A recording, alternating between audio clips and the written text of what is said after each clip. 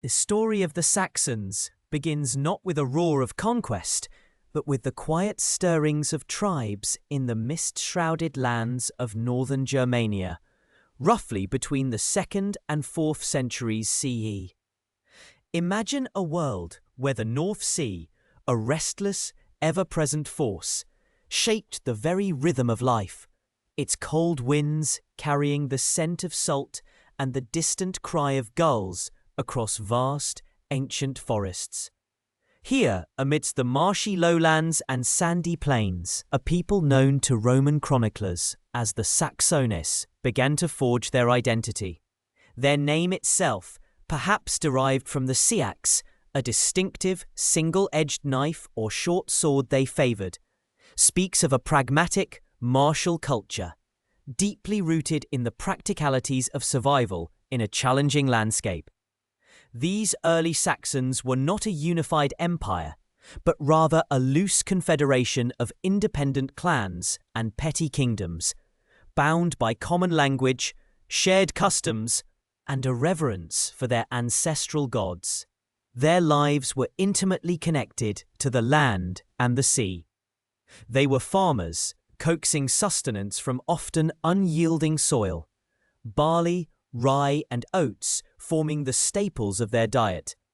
But they were also skilled seafarers, their long, shallow-drafted boats navigating the intricate network of rivers and coastal waters, trading amber and furs, and occasionally engaging in acts of piracy that would later become legendary. The Roman Empire, a distant, glittering colossus to the south, viewed these northern tribes with a mixture of disdain and apprehension, often referring to them collectively as Germani, a term that encompassed a multitude of distinct peoples. One of the earliest direct mentions of the Saxons comes from the geographer Ptolemy in the 2nd century CE, who places them inhabiting the region north of the lower Elbe River in what is now modern-day Holstein. He describes them as a formidable people, a testament to their growing reputation even in these nascent stages. Their society was structured around kinship groups, with chieftains or ealdormen leading their respective communities. Decisions were often made in assemblies, or thing, where free men would gather to discuss laws, settle disputes, and elect war leaders. This democratic, if rudimentary tradition of communal governance would echo through their history. Even as their territories expanded and their societies grew more complex, life in these early Saxon settlements was characterized by its simplicity and its harshness.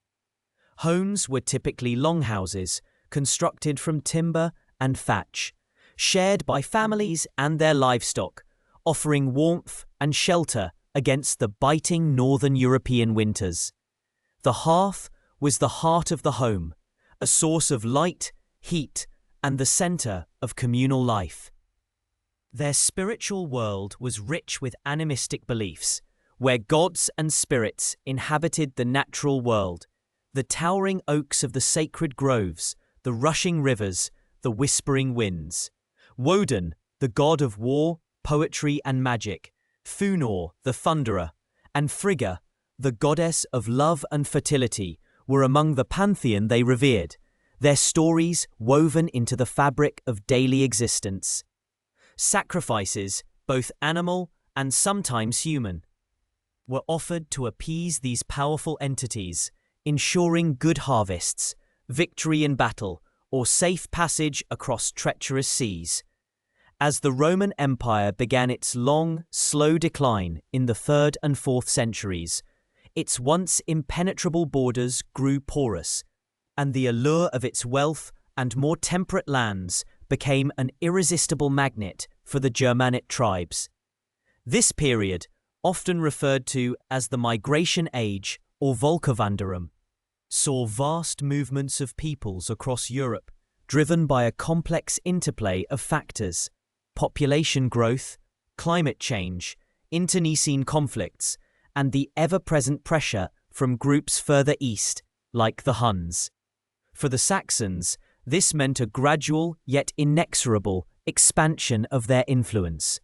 They began to press westward, encroaching upon the territories of their neighbours, particularly the Frisians, and southward along the coast. One of the fascinating, yet still debated aspects of this early period is the precise nature of these migrations. Were they mass movements of entire populations, or more gradual infiltrations by smaller groups? Historians still disagree whether the early Saxon expansion was primarily a military conquest by a distinct ethnic group, or if the Saxon truly, or definitely, a religion identity was adopted by various smaller tribes who joined a successful raiding and trading network. It's plausible that both dynamics were at play, with a core group of Saxons providing a cultural and military impetus, attracting other Germanic peoples who saw advantage in aligning with them. This process of ethnogenesis, where a collective identity is formed through shared experience and purpose, is a recurring theme in the history of many early medieval peoples.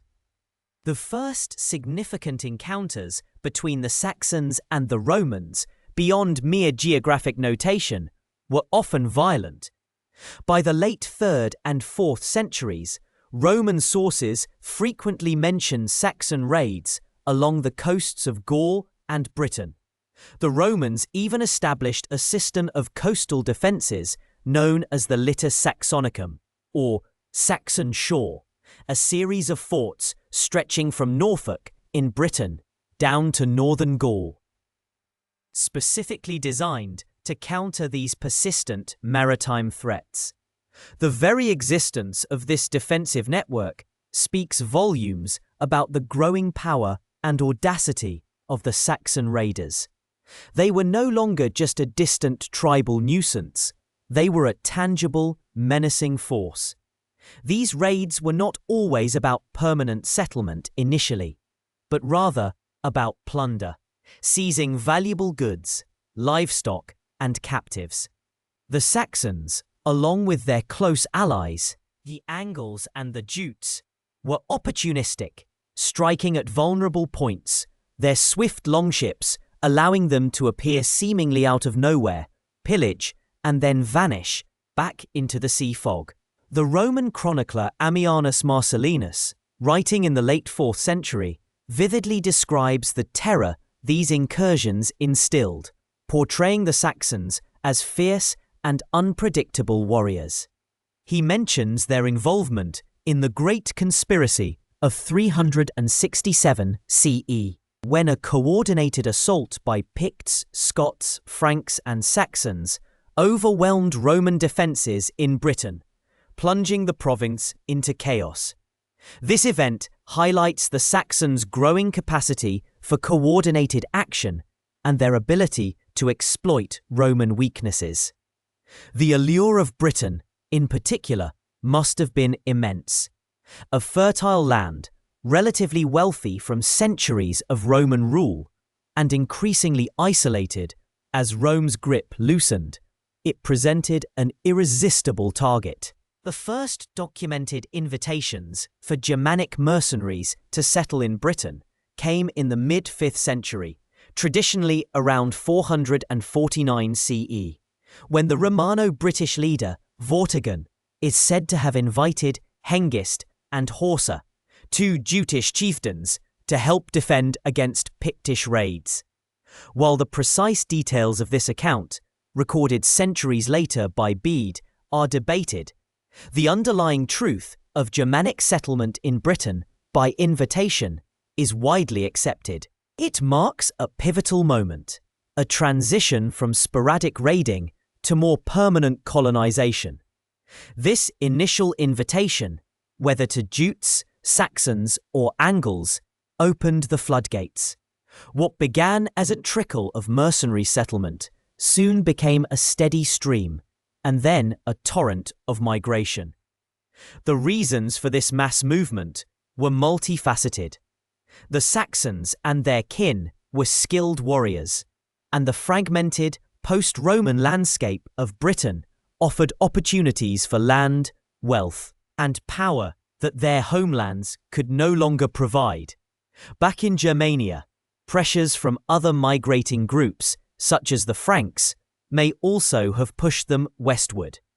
The prospect of new lands, free from the constraints of existing tribal structures, would have appealed to ambitious chieftains and land-hungry families. The structure of this movement into Britain was not a single unified invasion, but rather a series of distinct, often uncoordinated landings and settlements by various groups of Angles, Saxons, and Jutes. The Angles tended to settle in the east and north, giving their name to East Anglia and eventually to England itself. The Jutes, a smaller group, concentrated in Kent and the Isle of Wight.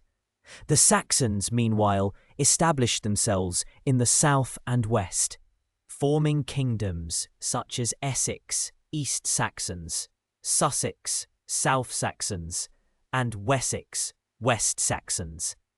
Each group brought with them their own dialects, customs, and social structures, which would eventually coalesce into the diverse tapestry of early Anglo-Saxon England. The journey across the North Sea itself was a perilous undertaking. Imagine the small, open boats, laden with families, livestock, and all their earthly possessions, battling the unpredictable elements.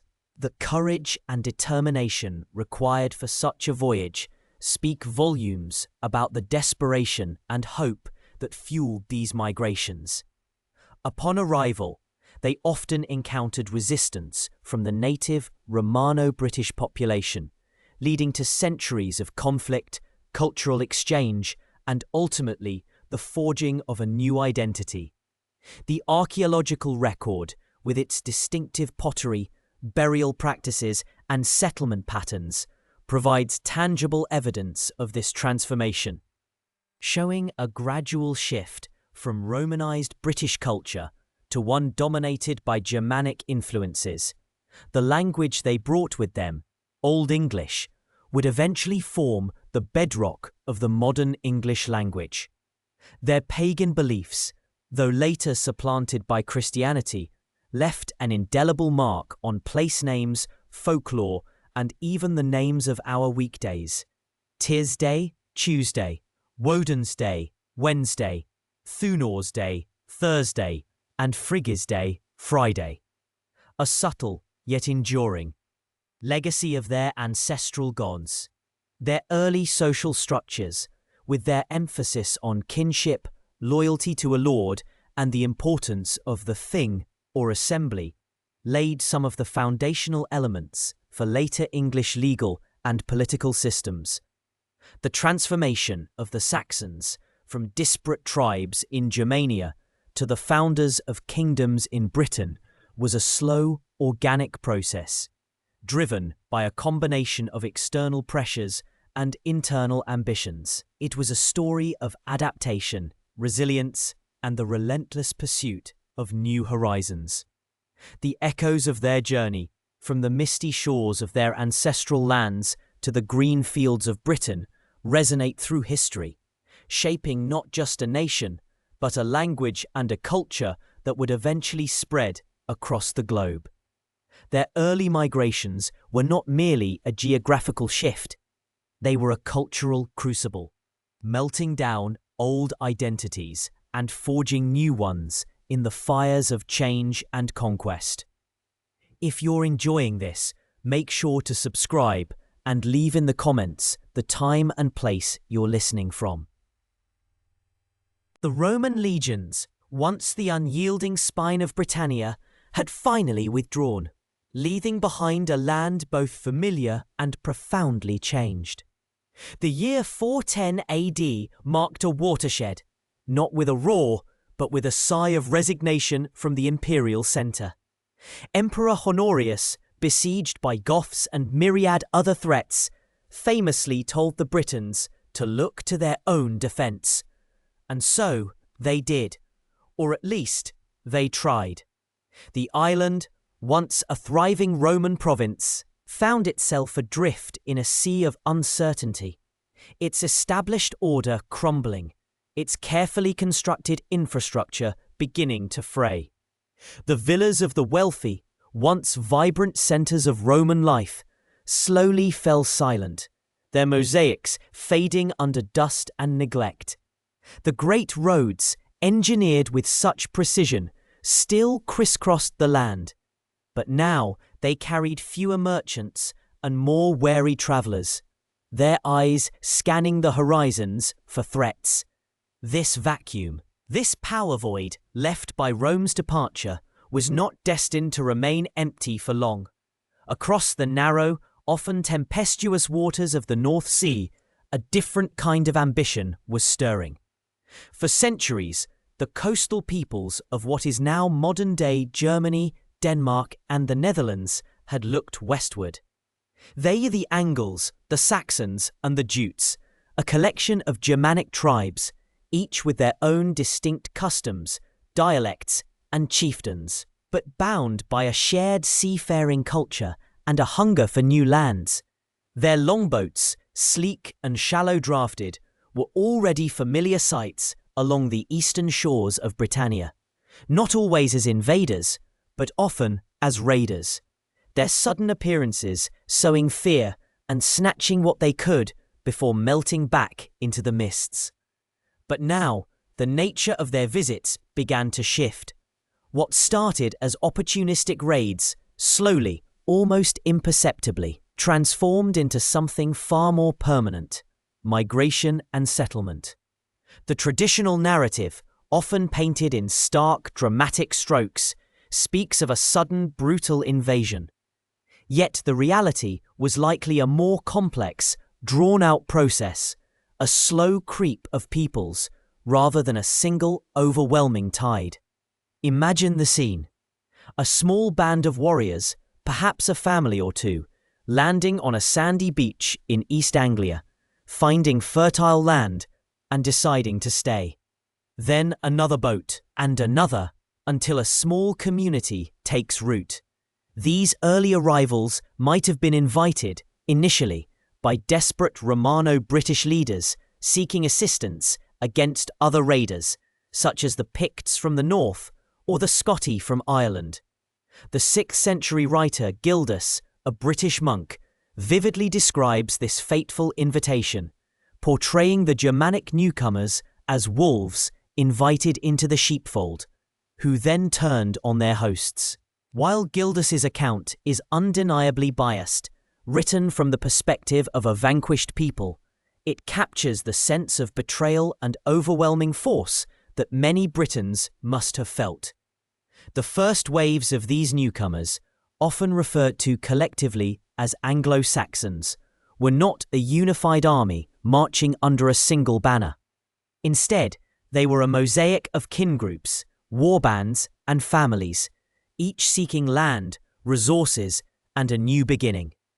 The Jutes, for instance, are traditionally associated with the settlement of Kent, a strategic southeastern corner of the island. Their pottery and burial practices, distinct from those found further west, offer archaeological clues to their presence. The Angles, lending their name to England itself, gradually established themselves in the eastern and central parts of the island, in kingdoms like East Anglia, Mercia, and Northumbria. The Saxons, meanwhile, spread across the south, giving rise to kingdoms such as Essex, East Saxons, Sussex, South Saxons, and Wessex, West Saxons. These names, still echoing in modern geography, are linguistic fossils of a profound demographic shift. The process of settlement was rarely peaceful. The Britons, heirs to the Roman legacy, did not simply vanish. They resisted often fiercely. The legendary figure of King Arthur, whether historical chieftain or mythical hero, embodies this spirit of British defiance, leading his people in valiant struggles against the encroaching Anglo-Saxons. Battles like Mount Badon, if it truly occurred, would have been epic clashes, pitting the disciplined, if dwindling, forces of the Britons, perhaps still employing Roman military tactics, against the aggressive, often overwhelming numbers of the Germanic warriors. The archaeological record, though often frustratingly silent on specific events, paints a picture of shifting frontiers, burnt settlements, and a gradual, relentless displacement of the native British populations. Some Britons undoubtedly fled west, into the strongholds of Wales and Cornwall, preserving their language and culture in the face of the Anglo-Saxon tide. Others likely remained, becoming subjects of the new Germanic rulers, their language and customs slowly fading into the dominant Anglo-Saxon culture. The impact of these migrations was nothing short of transformative. The very language of the island began to change. Old English, the language of the Anglo-Saxons, with its guttural sounds and rich vocabulary, gradually supplanted British Celtic and Latin as the dominant tongue. Place names, too, tell a story of conquest and settlement. Towns ending in ton, farmstead, ham, village, and bury, fortified place, became ubiquitous, replacing older Celtic and Roman designations. The intricate legal systems of Rome gave way to the Germanic traditions of wergild, a system of compensation paid to the family of a victim to prevent blood feuds, and communal justice. The Christian faith, which had taken root in Roman Britain, faced a severe setback as the pagan gods of the Anglo-Saxons, Woden, Thunor, Tu, and Frigg, were worshipped in their stead. The Anglo-Saxons brought with them a vibrant oral tradition of epic poetry, tales of heroes and monsters, of loyalty and betrayal, sung in mead halls around crackling fires. Beowulf, though written down later, offers a powerful glimpse into this warrior culture, its values, and its worldview. One lesser-known detail from this period concerns the very nature of these invasions. While we often imagine a complete ethnic cleansing, genetic studies and archaeological evidence suggest a more nuanced picture. While there was undoubtedly significant displacement and violence, it's also clear that some Britons remained and intermarried with the newcomers. The extent of this integration, however, remains a subject of scholarly dispute. Some historians argue for a near-total replacement of the British population in the East, while others suggest a more significant degree of cultural assimilation, where British individuals adopted Anglo-Saxon customs and language to survive and thrive. The truth, as often happens, likely lies somewhere in between, varying from region to region.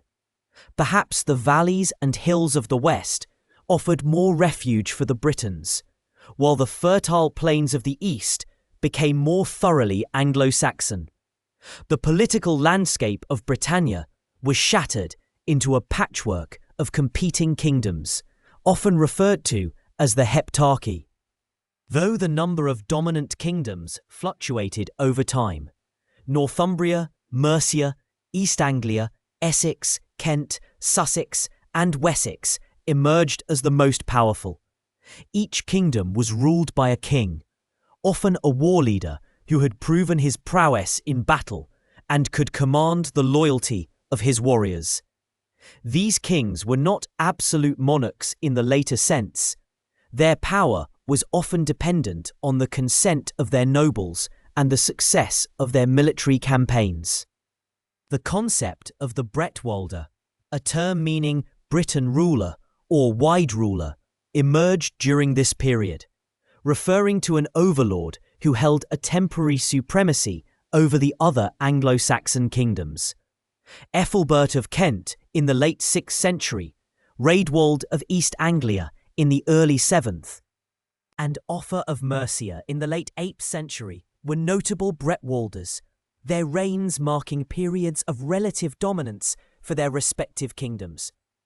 The archaeological discoveries at Sutton Hoo in Suffolk, dating from the early 7th century, offer a breathtaking window into the wealth and sophistication of these early Anglo-Saxon kingdoms. The ship burial, likely that of King Redwald of East Anglia, revealed an astonishing array of artefacts. Exquisite gold and garnet jewellery, a magnificent ceremonial helmet, intricate buckles, and silver dishes from the Byzantine Empire. These treasures speak not only of a rich material culture, but also of extensive trade networks reaching across Europe and beyond, challenging the old notion of the Dark Ages as a period of complete isolation and barbarism. The craftsmanship of the Sutton Hoo artifacts demonstrates a mastery of metalwork and design that rivals anything produced in contemporary Europe. The process of Christianization, initiated by the Roman mission of Augustine to Kent in 597 AD, began to slowly re-establish the faith across the Anglo-Saxon kingdoms. Augustine, sent by Pope Gregory the Great, landed in Kent, likely because Æthelred, the King of Kent, was married to Bertha, a Christian Frankish princess. Her influence, coupled with Augustine's diplomatic efforts, led to Æthelred's conversion, a pivotal moment that began the slow, centuries-long process of integrating Anglo-Saxon paganism with Christian beliefs. This was not a simple overnight conversion. It was a complex interplay of political maneuvering, theological debate, and cultural synthesis. Monasteries became centers of learning and culture, preserving Latin texts and fostering the development of Old English literature.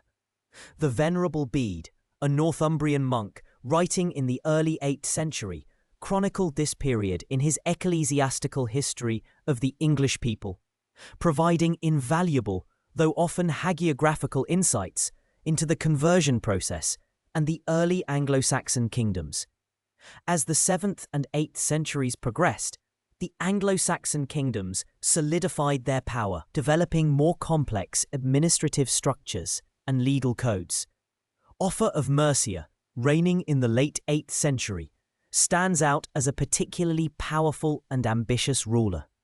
His construction of Offa's Dyke, a massive earthwork stretching for over 150 miles along the border with Wales, speaks volumes about his desire to define and defend his kingdom's boundaries.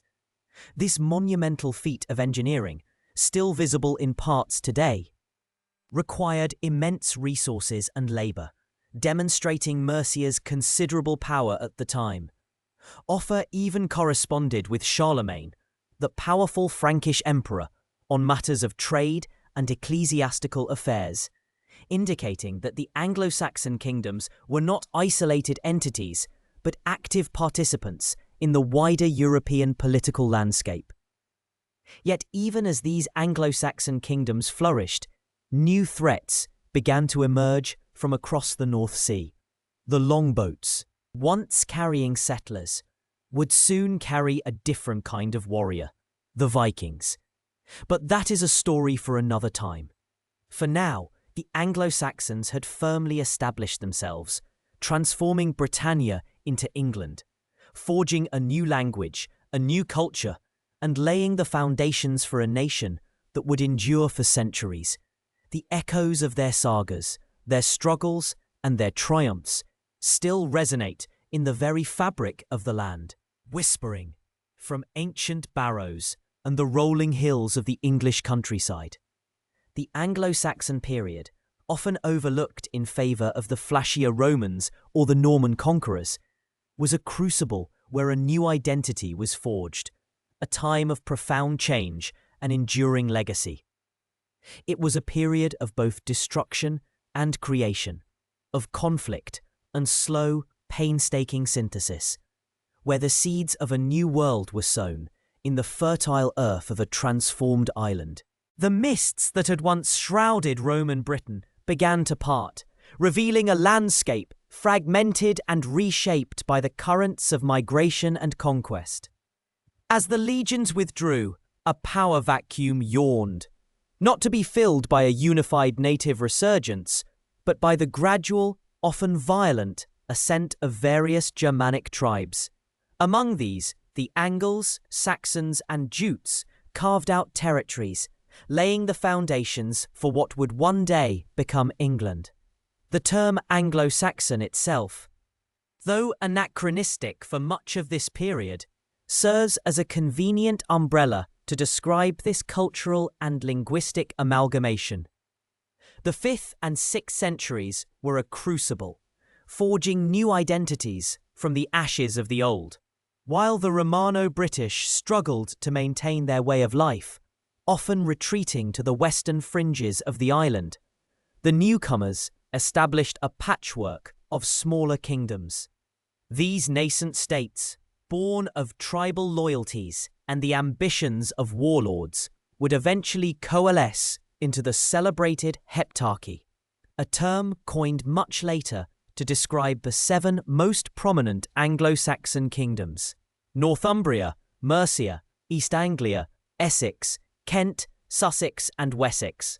Even this tidy categorization belies a far more fluid and often chaotic reality, where boundaries shifted like sand dunes and allegiances were as fleeting as a summer breeze. Among these emerging powers, the Saxon kingdoms held a significant, though often contested, sway. Sussex, or the South Saxons, was one of the earliest to establish itself, likely in the late 5th century, with its traditional founding attributed to El, who Bede records as the first Bretwalder, or Britain ruler, a title denoting a powerful overlord. This early emergence, however, did not guarantee lasting dominance. Sussex found itself geographically isolated by the dense weald forest to the north, a natural barrier that both protected and constrained its growth. Its history, therefore, often saw it overshadowed by its more powerful neighbours, particularly Wessex. Imagine the deep, ancient woods of the Weald, a formidable green wall, whispering secrets to those who dared to traverse its depths, shaping the very destiny of a kingdom by its sheer, impenetrable presence.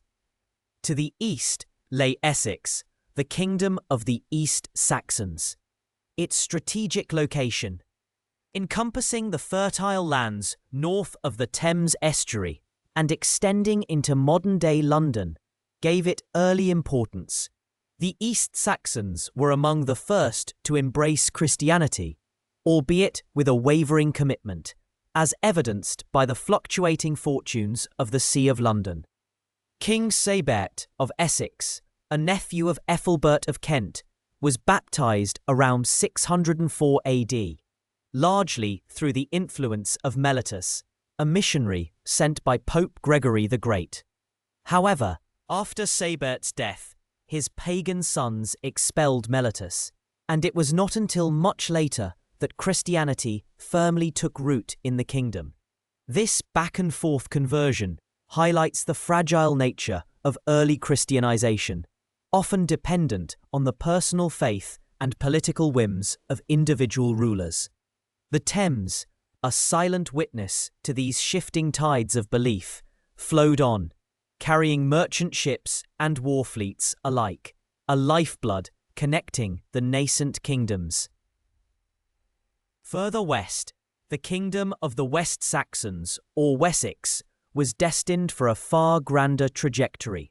Its origins are traditionally linked to Cerdic and Cynric, who are said to have arrived in Britain in 495 AD.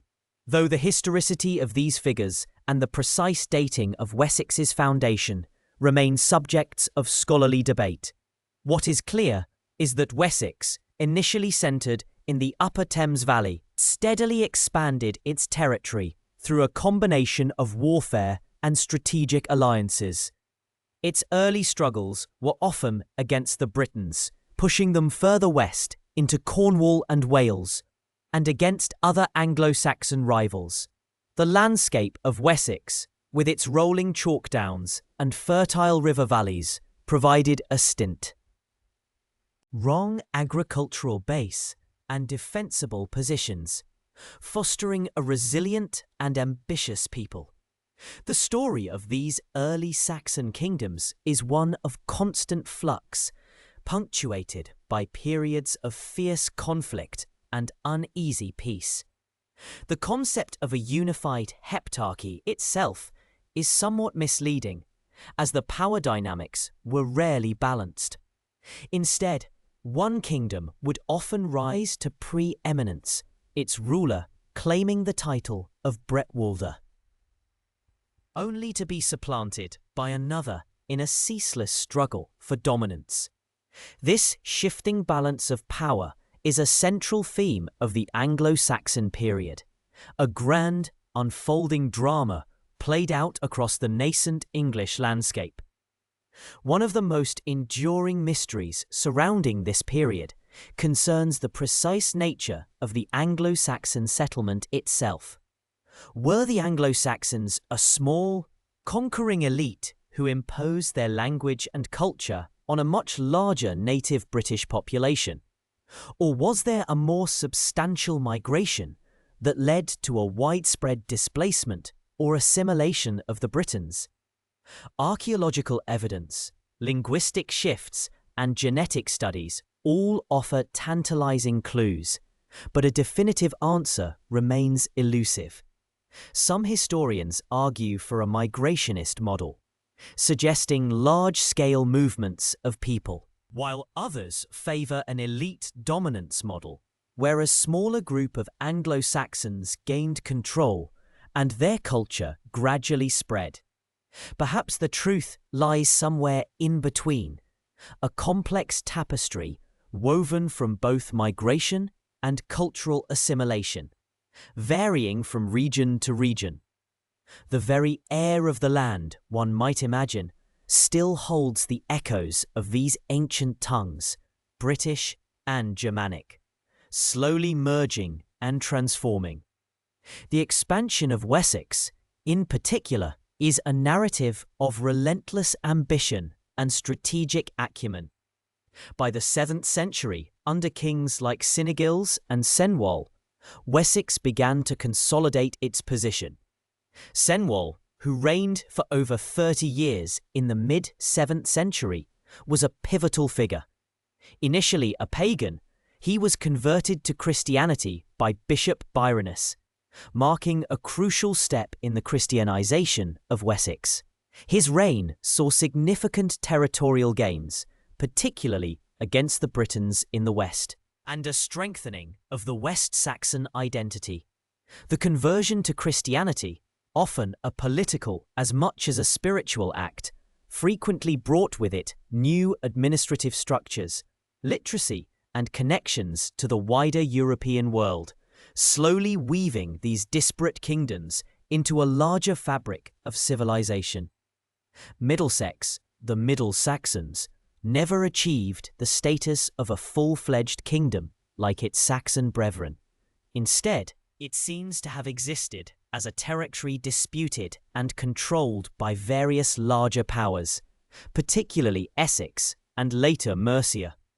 Its strategic importance lay in its location, encompassing the City of London, a burgeoning centre of trade and influence even in these early centuries. The control of London was a prize coveted by many, and Middlesex often found itself caught in the crosscurrents of larger geopolitical struggles. Imagine the bustling wharves of early London, a hub where goods from across the continent met the produce of the English countryside, a place where languages mingled and cultures converged, even as political control remained fluid. The broader Heptarchy was not a static entity, but a dynamic system of competing powers.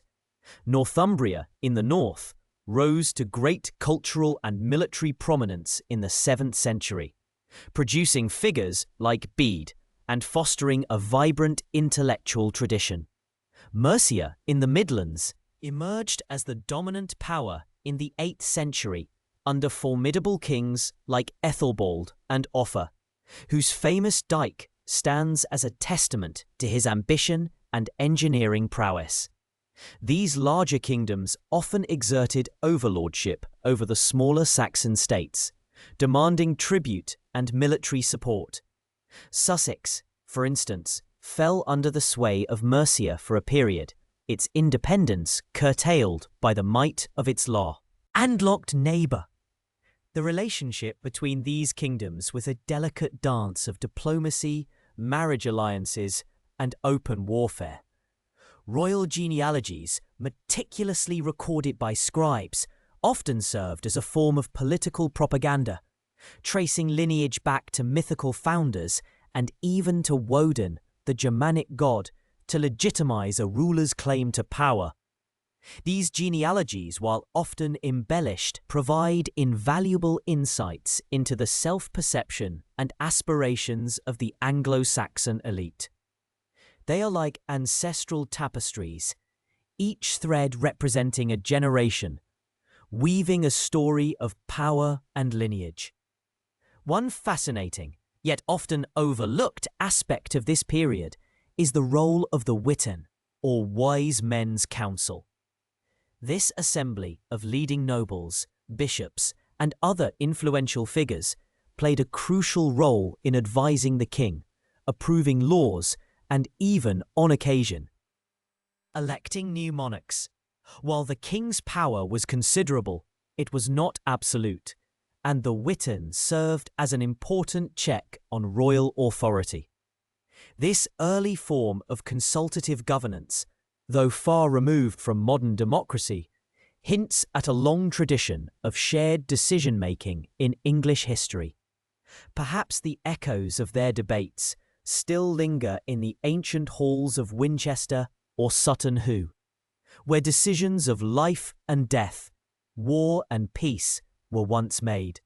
The archaeological record continues to shed light on the material culture and daily lives of the Anglo-Saxons during this period. Discoveries like the Staffordshire hoard, a vast collection of gold and silver metalwork dating to the 7th or 8th century, provide breathtaking glimpses into the artistic sophistication and wealth of these kingdoms. The intricate craftsmanship of these objects, often adorned with animal motifs and interlace patterns, speaks to a vibrant artistic tradition that flourished even amidst political turmoil. Imagine the glint of gold and garnet, unearthed from the soil, telling silent stories of forgotten kings and skilled artisans. The gradual consolidation of power, particularly in Wessex, was a slow and arduous process. By the 9th century, with the looming threat of Viking incursions, the need for a more unified resistance became increasingly apparent. This external pressure would prove to be a catalyst, forcing the Anglo-Saxon kingdoms to either cooperate or perish. The stage was being set for the eventual rise of a single English kingdom, a process that would culminate under the leadership of Alfred the Great. But for now, the landscape remained a mosaic of competing powers, each striving for dominance, each contributing to the rich and complex tapestry of early Anglo-Saxon England. The wind rustled through the reeds by the riverbanks, carrying the distant sounds of hammers and looms, of warriors training and monks chanting, all part of the vibrant, ever-evolving symphony of life in the Heptarchy. The whispers of the old gods, though still echoing in the rustling leaves and the murmuring streams, began to intertwine with a new melody, one carried across the churning seas and through the ancient forests. It was the song of Christ, sung by missionaries with fervent hearts and gentle hands. The conversion of the Anglo-Saxons to Christianity was not a sudden dramatic upheaval, but rather a slow, intricate dance between old beliefs and new revelations, a gradual weaving of a different tapestry over the existing patterns of their lives. For centuries, the Saxons had honoured Woden, Thor, and Tiw, their gods of war, thunder, and justice, their rituals tied to the cycles of the harvest and the strength of the tribe. Their spiritual landscape was rich with animism, where every tree, every stone, every spring held a spirit. The arrival of Christian missionaries, often Irish or Roman, brought a different kind of sacredness, one centered on a single, all-powerful God, a compassionate Saviour, and a promise of eternal life beyond the earthly realm. One of the most pivotal moments in this spiritual transformation arrived in 597 AD, when Augustine, sent by Pope Gregory the Great, landed on the shores of Kent. He came not with an army, but with a cross, a silver image of Christ, and a choir chanting litanies. Æthelred, the King of Kent, whose Frankish wife Bertha was already a Christian, received Augustine with a cautious openness.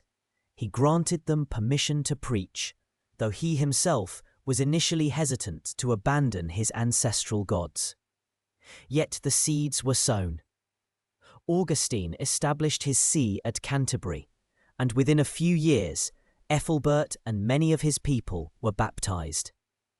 This marked the formal beginning of the Roman mission in Anglo-Saxon England, a mission that would slowly, patiently spread its influence outwards from the southeastern coast.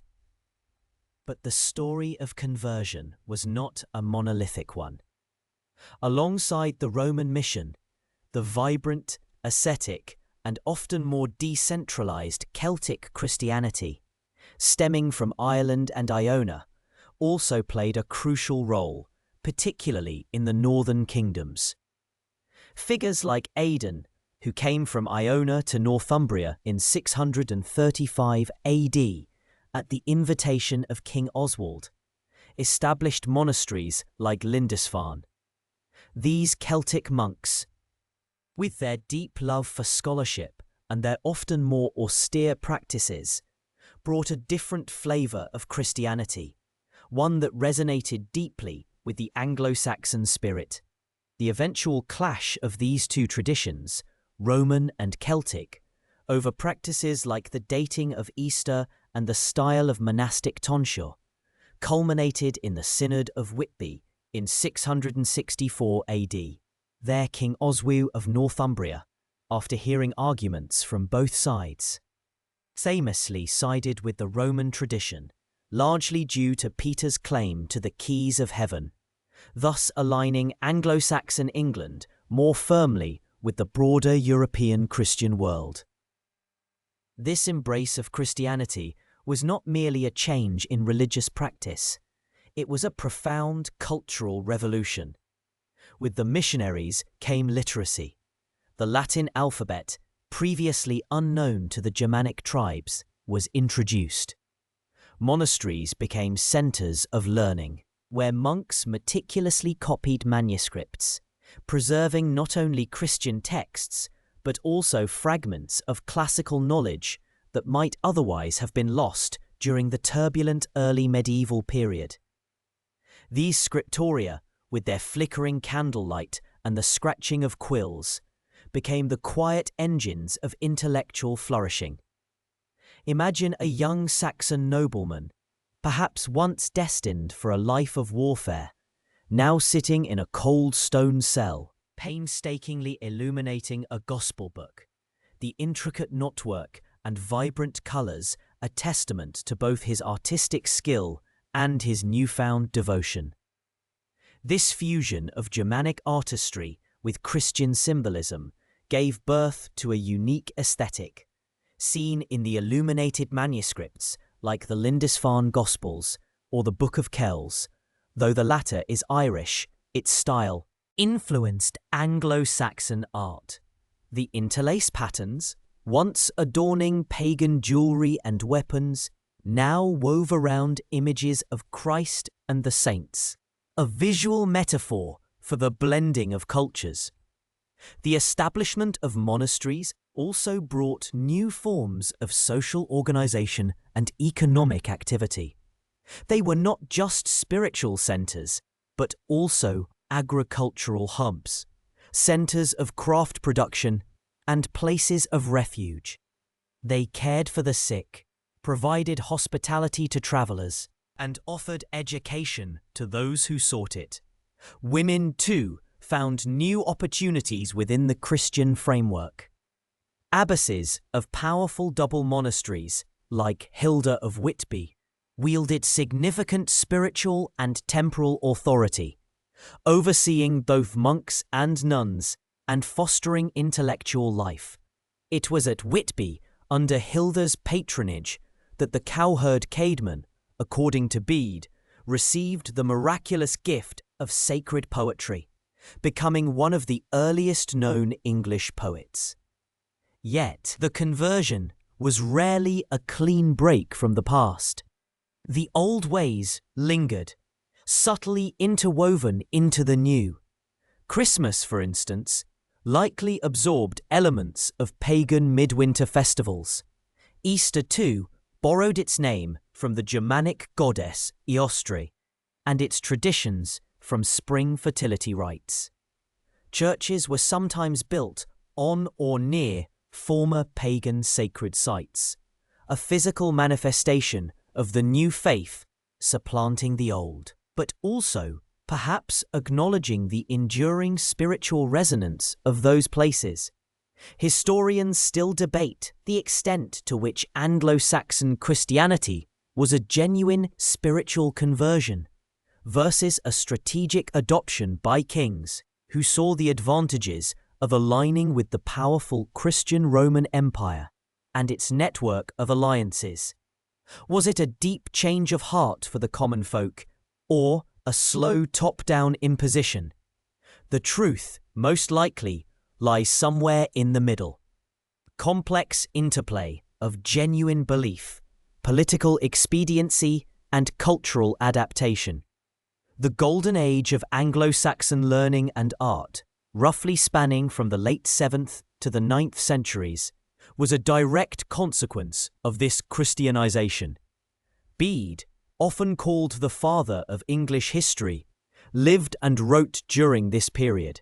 His ecclesiastical history of the English people, completed in 731 AD, is an invaluable source for understanding this era.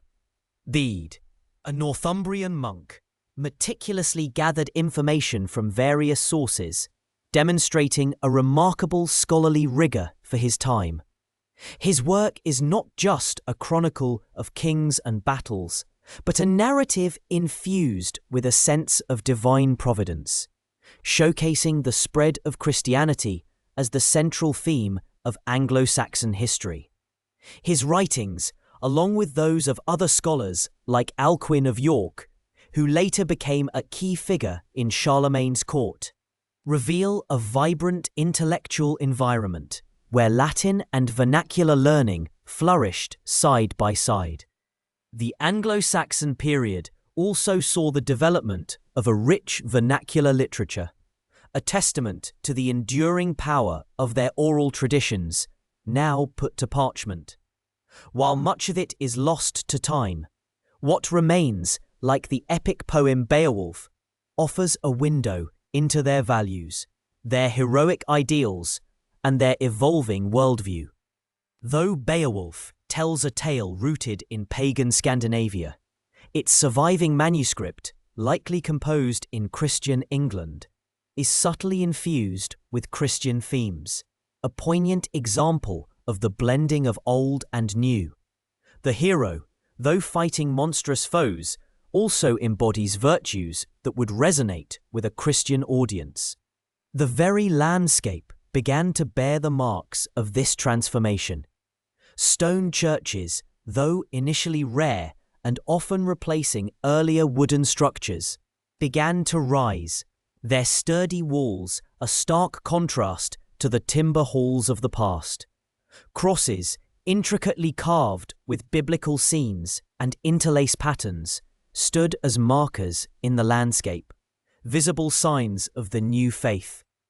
These crosses were not just religious symbols, they were also communal gathering places, oft in marking burial grounds or important crossroads. The Ruthwell Cross, with its runic inscription of a portion of The Dream of the Rood, an Old English poem, is a particularly striking example of this fusion of art, language, and faith. However, this golden age, like all periods of flourishing, was not without its shadows. The very wealth and prominence of the monasteries, the centres of this cultural blossoming, made them tempting targets. The late 8th century brought a new wave of terror from across the sea. The Vikings. The brutal sack of Lindisfarne in 793 AD sent shockwaves across Anglo-Saxon England and indeed Christian Europe. It was a stark reminder of the fragility of their newfound peace and prosperity. The monks who had so carefully nurtured learning and art were massacred or enslaved, their precious manuscripts scattered or destroyed. This marked the beginning of a new siege, turbulent chapter where the hard-won gains of Christianization and cultural development would be fiercely tested. The raids, initially sporadic, grew in intensity and scale, threatening to unravel the very fabric of Anglo-Saxon society that Christianity had helped to weave together. The monastic foundations, once beacons of light and learning, became vulnerable points of attack. Many were abandoned, their libraries plundered, their communities dispersed. This period of Viking incursions would force the Anglo-Saxons to adapt once more, to fight for the survival of their kingdoms and their faith, in a struggle that would define the next century. Yet, even amidst the chaos and destruction, the seeds of Christianity had taken root too deeply to be entirely uprooted. The faith and the learning it fostered would endure, though often in diminished form, waiting for a time when peace might once again allow them to flourish. The legacy of this Christianization and cultural flourishing is profound. It laid the foundation for English identity, shaping its language, its laws, and its artistic expression. The intellectual achievements of this era, particularly in Northumbria, were recognized across Europe, influencing the Carolingian Renaissance on the continent. The Anglo-Saxons, once seen as barbaric invaders, had, through the embrace of Christianity, become an integral part of the wider European Christian Commonwealth, contributing significantly to its intellectual and spiritual life. The gentle, persistent work of missionaries, the quiet devotion of monks and nuns, and the strategic foresight of kings had transformed a collection of Germanic tribes into a Christian kingdom with a distinctive and vibrant culture. This transformation, however, was not without its internal tensions, its lingering echoes of paganism, and its external threats, which would soon test the resilience of their newly forged identity. The story of the Saxons, therefore, is not just a tale of conquest and settlement, but also a deeply spiritual journey, a testament to the enduring power of belief to reshape societies and inspire creation. The gentle rhythm of Saxon life, so carefully cultivated over centuries, was about to be shattered by a storm from the north. The first whispers of this coming tempest arrived not as roar, but as a chilling murmur on the wind. It was the year 793, a date etched into the annals of English history with an almost unbearable dread. The venerable monastery of Lindisfarne, a beacon of learning and spirituality on a small island off the Northumbrian coast, became the first recorded victim. Imagine the scene. The monks, perhaps deep in prayer or illuminated manuscript work, suddenly confronted by longships carving through the waves, their dragon-headed prows spitting foam. Men, unlike any they had ever seen, descended upon their sanctuary with axes and swords, not seeking conversion or conquest in the traditional sense, but plunder.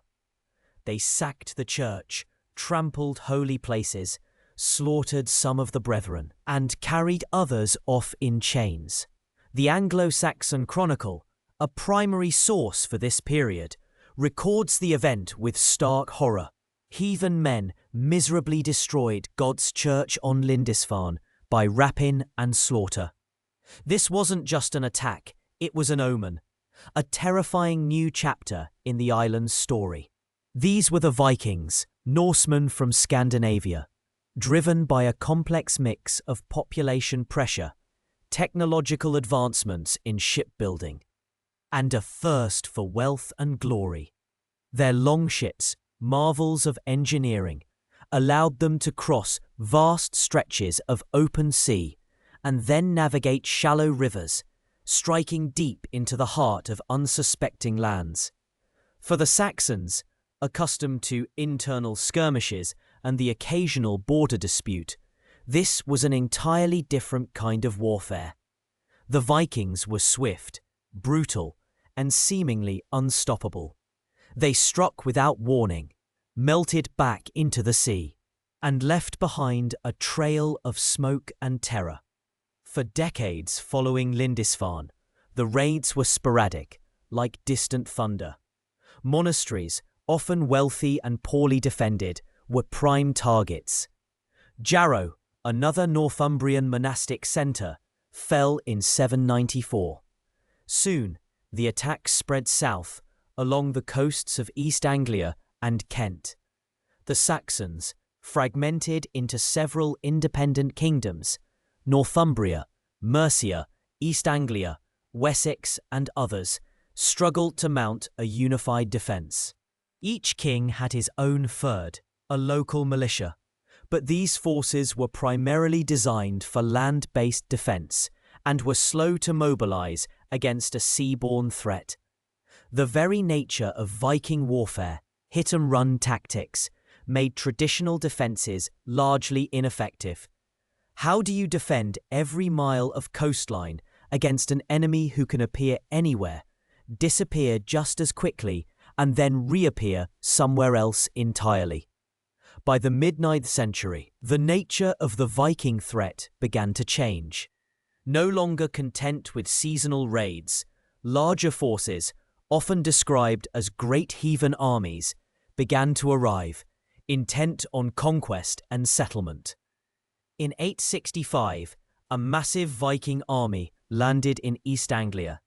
This was no raiding party. This was an invading force.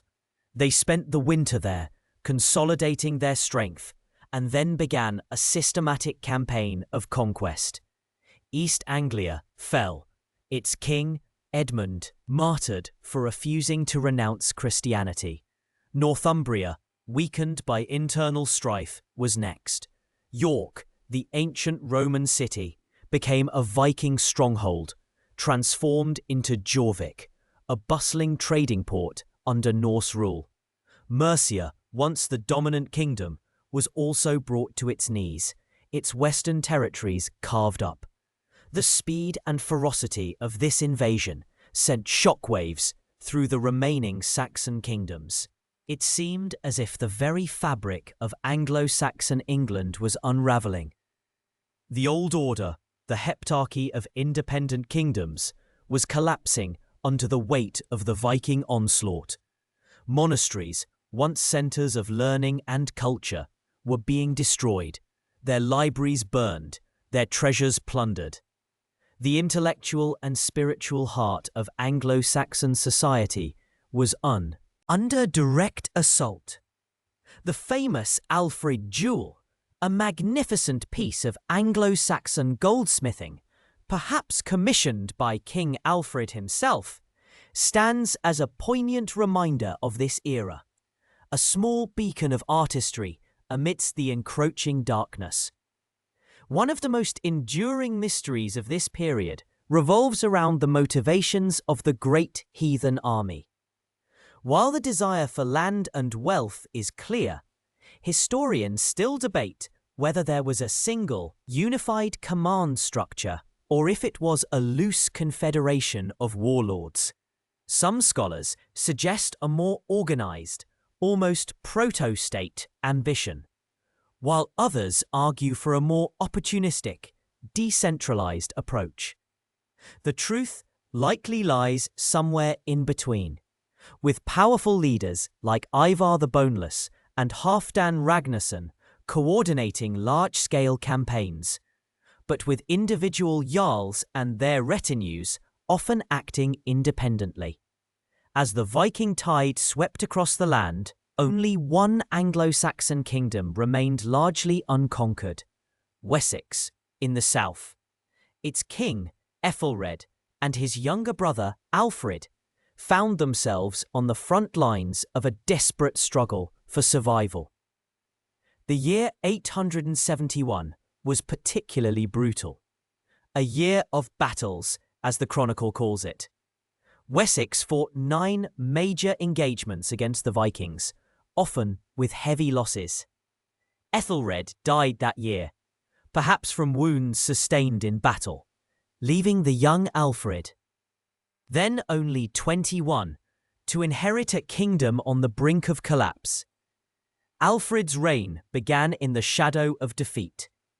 In 878, the Viking leader Guthrum launched a surprise attack, forcing Alfred to flee into the Somerset marshes to a place called Athelney.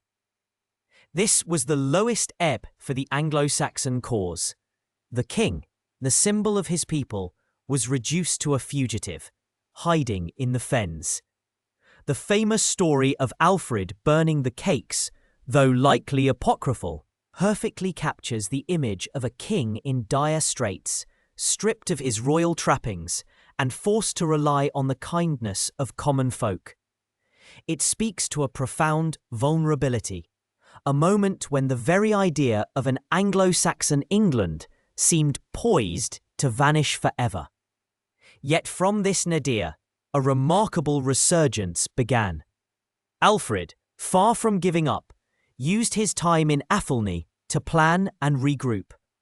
He sent out messengers, secretly rallying his loyal subjects. He understood that the old ways of fighting, relying on a temporary levy, were no longer sufficient. He needed a standing army, or at least a more organized and prepared force. He also recognized the importance of fortifications. Alfred's genius lay in his ability to adapt. He initiated a radical program of military reform. He divided his fyrd into 2 halves, ensuring that one half was always available for defense, while the other tended to their farms. This allowed for a more continuous resistance. More significantly, he began constructing a network of fortified settlements known as burhs. These burhs were not just castles. They were often existing towns or strategic locations, strengthened with earthworks, ditches, and palisades, designed to protect the surrounding countryside and provide a safe haven for the population. They were spaced strategically, ensuring that no part of the kingdom was more than a day's ride from a fortified refuge. Each burh had a garrison, maintained by the local populace, a clear sign of a new, organized defense strategy. The Burgle Heidage, a document from the early 10th century, lists over 30 such burhs, detailing the size of their garrisons and the resources needed to maintain them. These burhs were revolutionary. They denied the Vikings their traditional advantage of striking undefended settlements. Now, instead of finding easy plunder, they encountered strongholds that required lengthy sieges, tying down their forces and making their hit-and-run tactics less effective. The burhs also served as economic and administrative centers, fostering trade and consolidating royal authority. Alfred also understood the importance of naval power. Recognizing that the Vikings came by sea, he began to build his own fleet of ships, larger and more stable than the Viking longships, designed to intercept the invaders before they could land.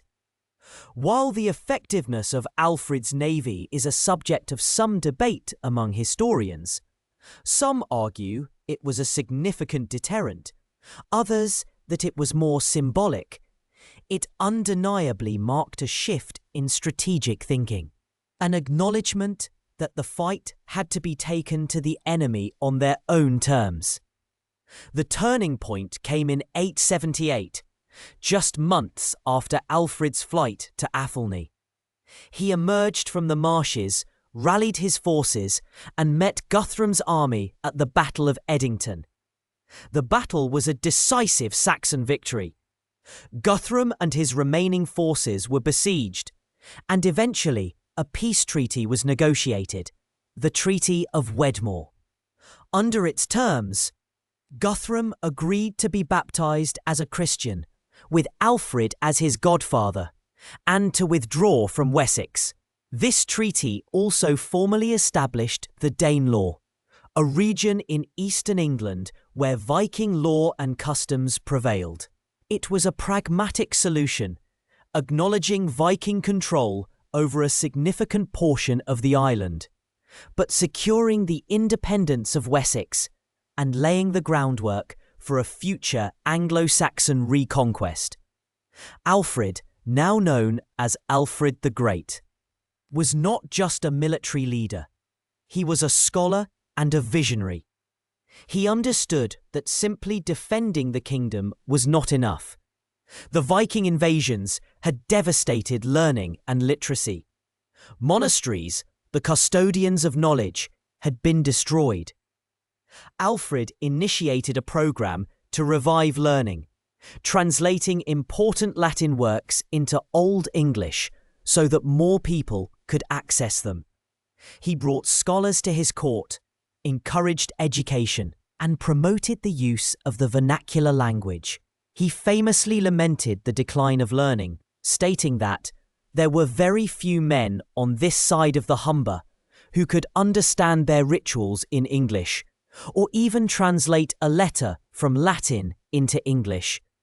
His efforts laid the foundation for a cultural and intellectual revival that would endure long after the Viking threat had receded. The legacy of Alfred's reign was profound. He didn't just save Wessex, he laid the groundwork for the eventual unification of England.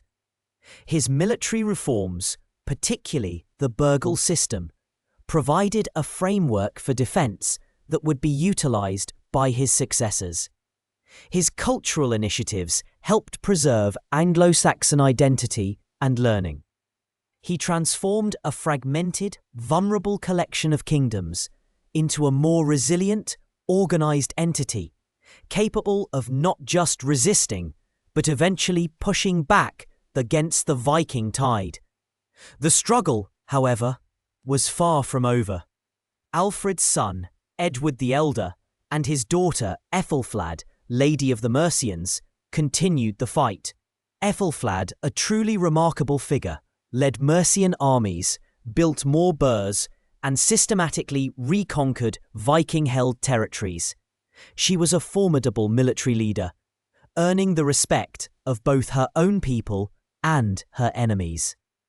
Together, Edward and Æthelred, often fighting in concert, gradually pushed back the boundaries of the Danelaw, reclaiming lands that had been lost for decades. Their campaigns were methodical, involving the construction of new burhs to consolidate their gains and serve as forward operating bases. The reconquest was a slow, grinding process, marked by sieges, battles, and strategic manoeuvring. By the mid-10th century, under kings like Æthelstan, Alfred's grandson, the dream of a unified English kingdom began to materialise.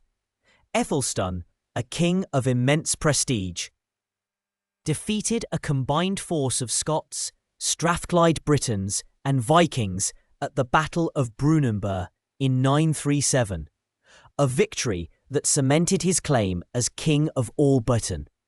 The poem, The Battle of Brunanburh, in the Anglo-Saxon Chronicle, celebrates this victory with epic grandeur, speaking of the glorious warriors and the storm of spears. However, the Viking threat never entirely disappeared. Even after the establishment of a unified English kingdom, new waves of raiders, often led by powerful Scandinavian kings, continued to challenge the nascent English state. The late 10th and early 11th centuries saw renewed Viking attacks, culminating in the reign of Canute the Great, a Danish king who conquered England and ruled a vast North Sea empire encompassing England, Denmark, and Norway. This period, while marking a temporary end to Anglo-Saxon rule, also demonstrated the enduring legacy of Alfred's reforms. The English kingdom, despite being conquered, remained a distinct and organised entity, a testament to the foundations laid by Alfred and his successors.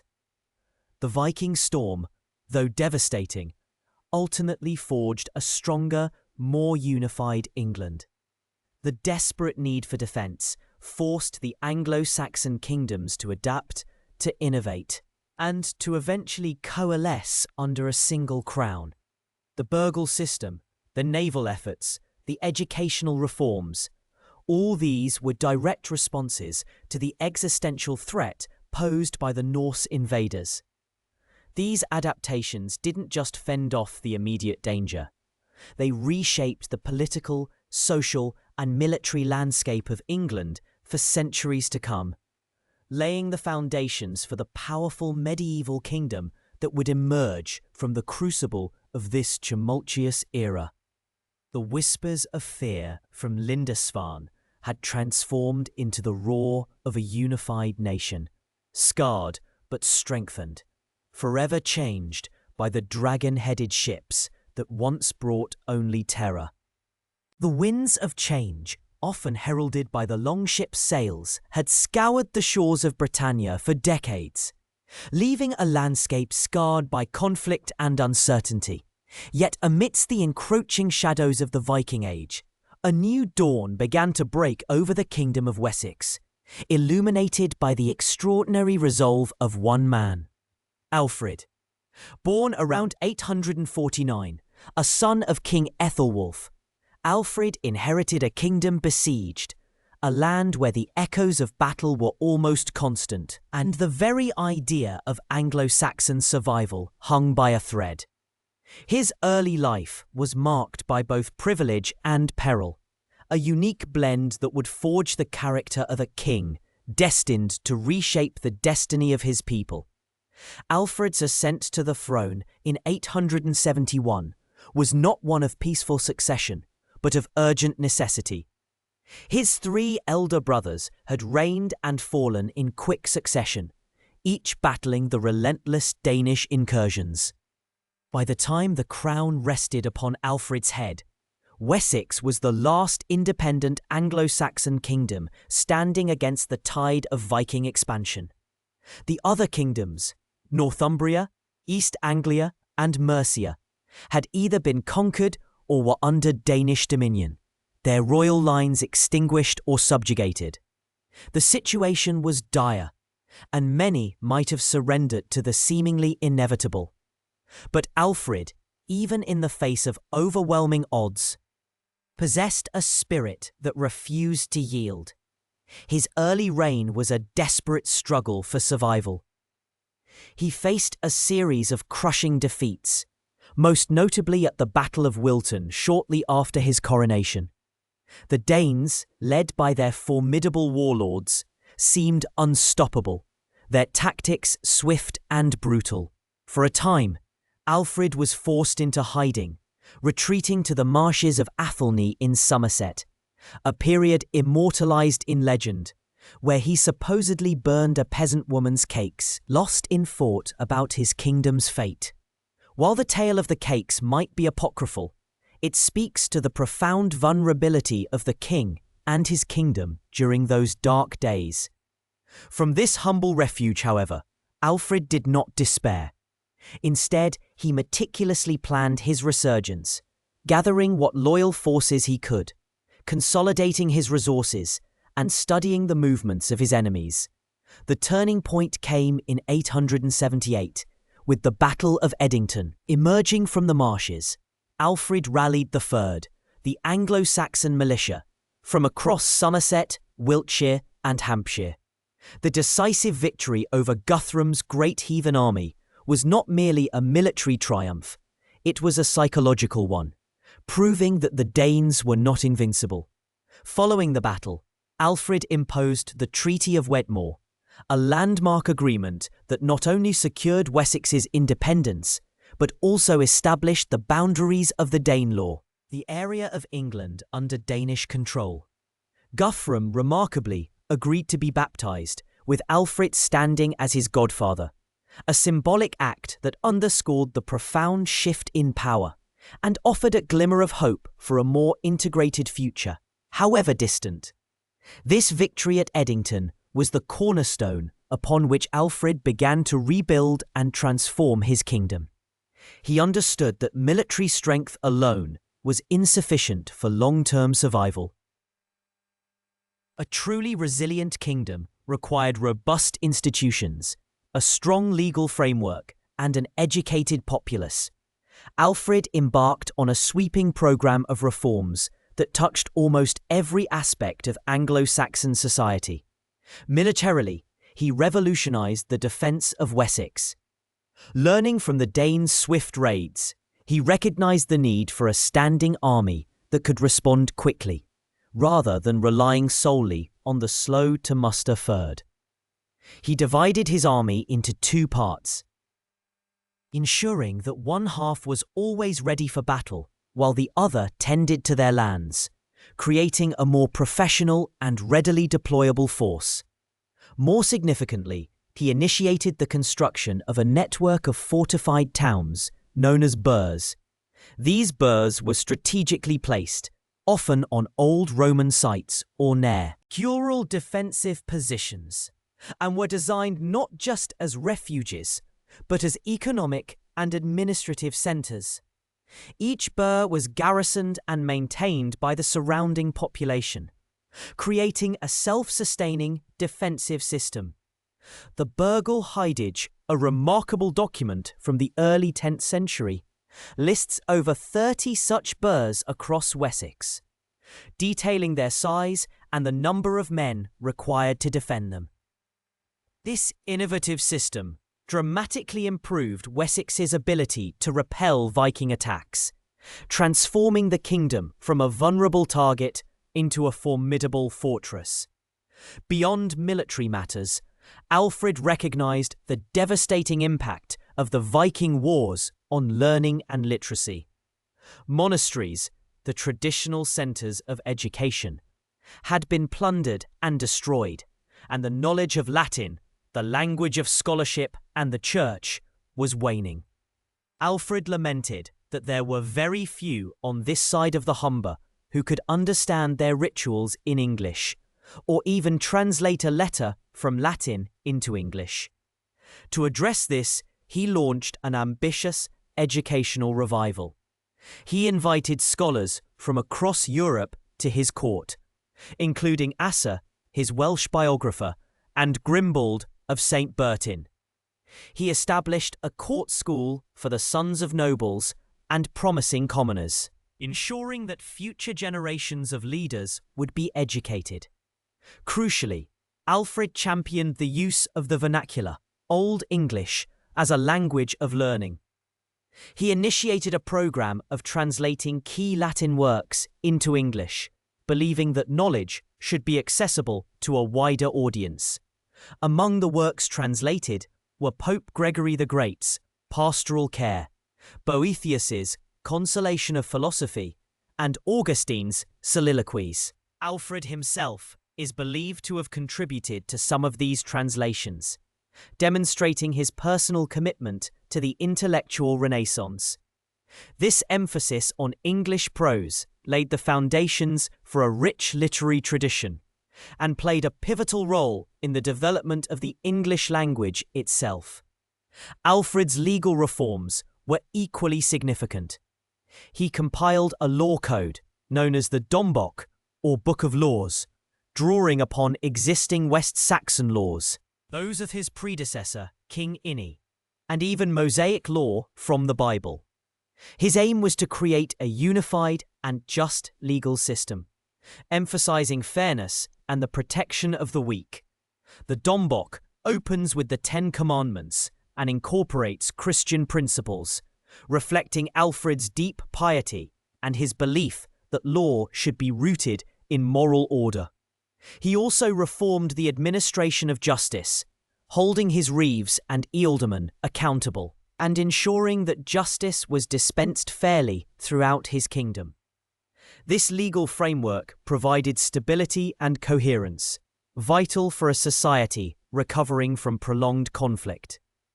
Alfred's reign, though dominated by warfare and reform, was also marked by a profound sense of Christian piety and a vision for a unified Christian kingdom. He saw himself not just as a king of Wessex, but as a protector of all Anglo-Saxons, the champion of Christian civilization against paganism. His correspondence and the prefaces to his translations often reveal a deeply reflective and spiritual man, concerned with the moral well-being of his people. He corresponded with foreign rulers and sent embassies to Rome and even India, demonstrating a broad geopolitical awareness and a desire to connect Wessex to the wider Christian world. The question of Alfred's role in forging a truly unified English identity is one that historians continue to debate. While he never ruled over all of England, the Danelaw remained a distinct entity for many years. His actions undeniably laid the groundwork for the later unification under his successors. By defending Wessex, he preserved the core of Anglo-Saxon culture and institutions. His reforms created a more cohesive and resilient kingdom, one that served as a beacon for other Anglo-Saxons living under Danish rule. The shared language, ws, and Christian faith he promoted fostered a sense of common identity that transcended regional boundaries. Some scholars argue that Alfred consciously aimed for a wider Anglo-Saxon kingdom, perhaps even an English one, while others suggest his primary focus was the survival and prosperity of Wessex, with wider unification being a more gradual, emergent consequence of his policies. Regardless, his legacy as King of the Anglo-Saxons, a title he sometimes used, clearly points to a vision beyond mere Wessex. Alfred's reputation, both in his own time and throughout history, has been immense. He is the only English monarch to be accorded the epithet the Great. His biographer, Asser, paints a portrait of a king of extraordinary intellect, courage, and piety, though it is important to remember that Asser was a court scholar and likely prone to idealization. Yet, even allowing for hagiography, the sheer scope and success of Alfred's reforms speak volumes. He transformed a beleaguered kingdom into a powerful and vibrant state, capable of resisting further Viking aggression. His later years, after the decisive victory at Edington, were not entirely peaceful. New waves of Viking raiders continued to test his defences, but the Burr system and his reformed army proved effective. In 892, a large Viking force landed in Kent, initiating another period of intense warfare that lasted for several years. Alfred, now older and wiser, skillfully managed these threats, often outmaneuvering the Danes and preventing them from establishing permanent strongholds in Wessex. He died in 899, leaving behind a kingdom far stronger and more secure than the one he had inherited, and a legacy that would profoundly shape the future of England. The impact of Alfred's reign reverberated through the succeeding generations. His son, Edward the Elder, and his grandchildren, Æthelstan and Edmund, continued the work of reconquest, gradually pushing back the boundaries of the Danelaw, and ultimately unifying England under a single crown. The Burhel system continued to be a cornerstone of English defence and urban development for centuries. The legal and educational reforms he initiated provided a stable foundation for the evolving English state. One lesser-known detail about Alfred, often overshadowed by his military and political achievements, is his profound interest in timekeeping and technology. He is credited with the invention of a candle clock, a practical device to measure the passage of hours. These candles were marked with lines, and as they burned down, they indicated the time. To prevent the wind from making them burn unevenly, he reportedly designed a lantern made of wood and ox horn to protect them.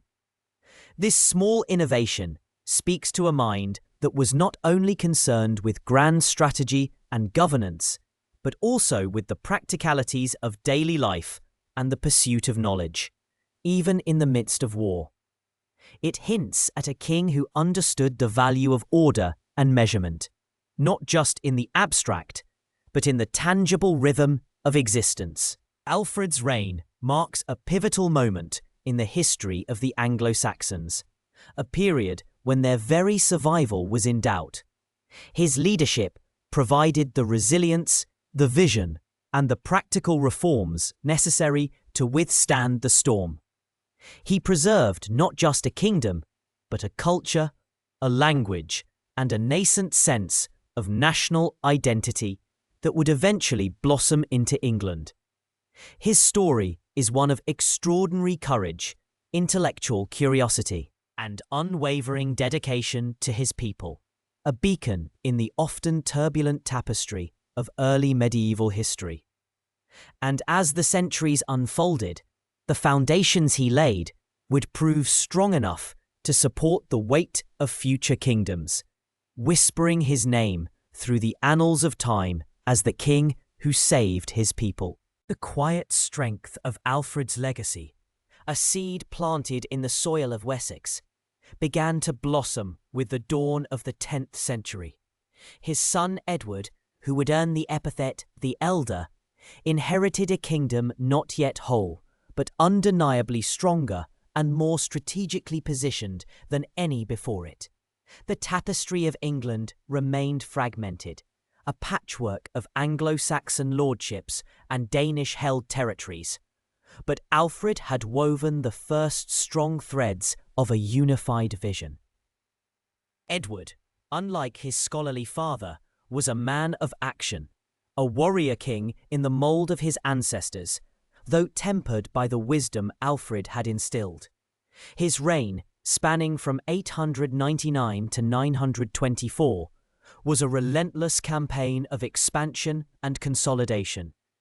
He understood that true security lay not in holding existing borders, but in pushing them ever outwards, reclaiming the lands lost to the Viking incursions. His strategy was methodical, almost surgical. He didn't rush into grand, decisive battles, but rather built upon his father's Burgel system. Where Alfred had fortified existing settlements, Edward built new burhs, strategically placed to control river crossings, trade routes, and vulnerable frontiers. These fortresses were more than just defensive strongholds. They were centres of administration, markets, and nascent urban life, slowly weaving a network of English control across the land. One of Edward's most significant achievements, and a testament to his strategic brilliance, was his campaign against the Danes of Mercia and East Anglia. He worked in close alliance with his formidable sister, Æthelred, the Lady of the Mercians. Her story, often overshadowed by the male kings of her era, is a remarkable one. After the death of her husband, Æthelred, the alderman of Mercia, in 911, Æthelflaed took direct control of the Mercian forces. She was a military leader of exceptional skill, building a series of burhs across Mercia, including those at Stafford, Warwick, and Tamworth, which effectively hemmed in the Danish territories. Her campaigns were swift and decisive, pushing back the Viking settlers and securing Mercian independence from direct Danish rule. Together, Edward and Æthelflaed formed an unstoppable partnership. While Edward pressed from the south, Æthelflaed advanced from the west, squeezing the Danish strongholds. In 917, she captured Derby, one of the 5 boroughs of the Danelaw, a significant symbolic and strategic victory. The following year, she took Leicester without a fight, and the people of York, seeing the tide turning, offered her their submission. Her death in 918, a mere year after these triumphs, was a profound loss, not just for Mercia, but for the entire Anglo-Saxon cause. Edward swiftly moved to incorporate Mercia directly into his kingdom, ending its semi-independent status, a move that some historians view as a pragmatic necessity for unification, while others see it as a slight to his sister's legacy. Nevertheless, the combined efforts had largely broken the back of Danish power in the Midlands and East Anglia. Edward's campaigns culminated in 920, when he received the submission of the remaining Danish rulers in East Anglia. The King of the Scots and the Northumbrians. The Anglo-Saxon Chronicle, a primary source for this period, records this pivotal moment, stating that all the kings of Northumbria and the Scots and all the people of Strathclyde chose him as father and lord. This was a significant step towards the idea of a single English overlordship, though the reality on the ground was still complex and contested. Edward's reign laid the groundwork for a truly unified kingdom, transforming the fragmented Anglo-Saxon world into something approaching a single political entity. He died in 924, leaving behind a realm vastly expanded and more secure than he had inherited. The mantle of kingship then passed to his son, Æthelstan, a figure who would elevate the English monarchy to unprecedented heights. Æthelstan, born around 894, was a grandson of Alfred the Great, and it was said that Alfred himself had recognized the boy's potential, investing him with a scarlet cloak and a sword. Perhaps this early recognition fueled his ambition, for Æthelstan was not content with merely holding the gains of his father and grandfather. He dreamed of a unified Engloland, a single realm encompassing all the Anglo-Saxon peoples, and indeed, asserting dominance over the various Celtic kingdoms of Britain. His reign, from 925 to 939, was marked by a series of military victories and diplomatic maneuvers that solidified England's position as a major power in Western Europe. One of his first acts was to consolidate his rule over Northumbria, a region that had always been a thorn in the side of Wessex kings. In 927, he expelled the Viking king of York, Æthelred, and brought Northumbria directly under West Saxon control. This act is often seen as the true moment of England's birth, as it marked the first time that a single Anglo-Saxon ruler held sway over all the lands that would eventually constitute England. The Anglo-Saxon Chronicle proudly declares that Æthelstan ruled all the kings who were in this island. Æthelstan's ambition, however, extended beyond the borders of what we now call England. He saw himself as a grand monarch, a figure of international standing. He cultivated alliances with powerful European rulers, marrying his sisters into the royal houses of France, Germany, and Burgundy. One sister, Eadith, married Otto I, the future Holy Roman Emperor, a union that significantly enhanced Æthelstan's prestige on the continent. These diplomatic marriages were not just about alliances. They were about establishing England as a legitimate and respected player on the European stage, a far cry from the beleaguered kingdom Alfred had inherited. His most famous and decisive victory came in 937 at the Battle of Brunanburg, a clash of epic proportions that pitted Æthelstan and his brother Edmund against a formidable coalition. This alliance included Olaf Guthfrithson, the Viking king of Dublin, Constantine II, the king of Scots, and Owen I, the king of Strathclyde. The location of Brunanburg remains one of the great historical mysteries of England, with various sites proposed across the north of England and southern Scotland. Historians still debate its exact whereabouts, making it a kind of mythical battleground, a place where the fate of a nation was decided, yet its precise coordinates are lost to time.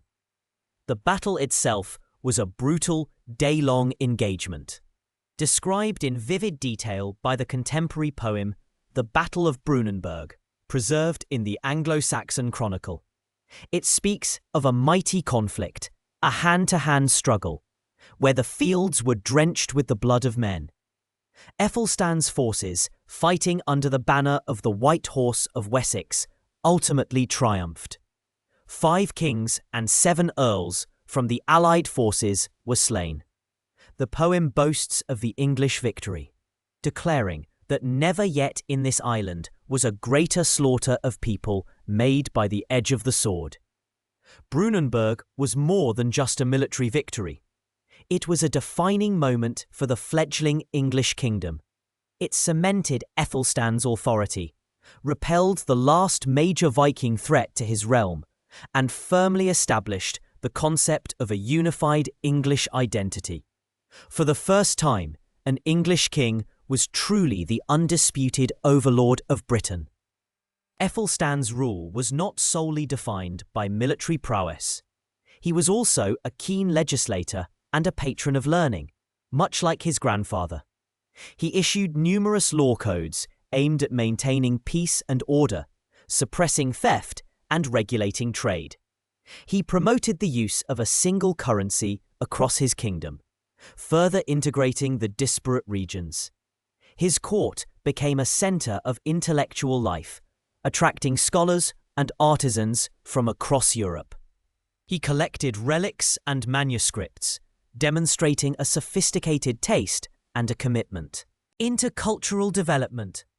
His charters, many of which survive, show a meticulous administrative system, with a clear hierarchy of officials and a growing sense of centralized governance. One lesser-known detail about Æthelstan's reign is his deep fascination with relics and his generous donations to monasteries. He was a devout Christian and believed that possessing holy relics brought divine favor and legitimacy to his rule.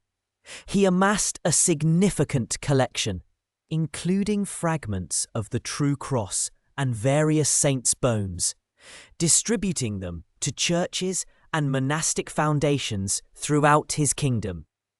This practice not only showcased his piety, but also served as a subtle way to extend his influence and integrate the ecclesiastical institutions into his burgeoning national identity. When Æthelstan died in 939, he left behind a kingdom transformed. From the fragmented Anglo-Saxon kingdoms that Alfred had struggled to defend, Æthelstan had forged a truly unified entity, a realm that could legitimately claim the title of England. His successors, Edmund I, Æthelred, and Edgar, would continue the work of consolidation, refining the administrative structures and cultural identity that Æthelstan had so powerfully initiated. Edmund, Æthelstan's younger brother, reigned from 939 to 946. His rule was immediately challenged by renewed Viking incursions into Northumbria, particularly by Olaf Guthrufsson, who returned to reclaim York. Edmund, however, proved to be a capable military leader, recapturing Mercia and eventually driving out the Vikings from Northumbria.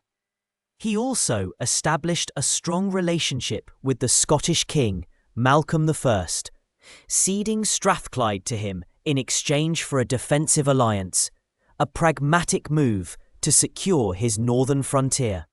Edmund's reign was cut short when he was tragically murdered in Pucklechurch, Gloucestershire, in 946, while attempting to intervene in a brawl at a feast. His brother, Æthelred, then took the throne, reigning from 946 to 955. Æthered's reign was largely consumed by the persistent problem of Northumbria, which continued to fluctuate between English and independent Norse rule. He faced the formidable challenge of Eric Bloodaxe, a former king of Norway, who established himself as the last independent Norse king of York. Æthelred fought relentlessly to assert English control, eventually expelling Eric Bloodaxe in 954, a victory that finally brought Northumbria permanently under the English crown. This marked the definitive end of independent Viking rule in any part of England, a culmination of nearly a century of struggle. Æthelred, though often overlooked, played a crucial role in securing the territorial integrity of the nascent English kingdom. The later half of the 10th century saw the reign of Edgar, known as the Peaceful, who ruled from 959 to 975. Edgar inherited a kingdom that was, for the first time in centuries, largely free from major external threats. His reign was a period of relative peace and prosperity, allowing for significant internal reforms and cultural flourishing. Edgar was deeply influenced by the monastic reform movement, championed by figures like Dunstan, Æthelwold, and Oswald. This movement sought to revitalize monastic life, enforce stricter Benedictine rules, and improve the education and discipline of the clergy.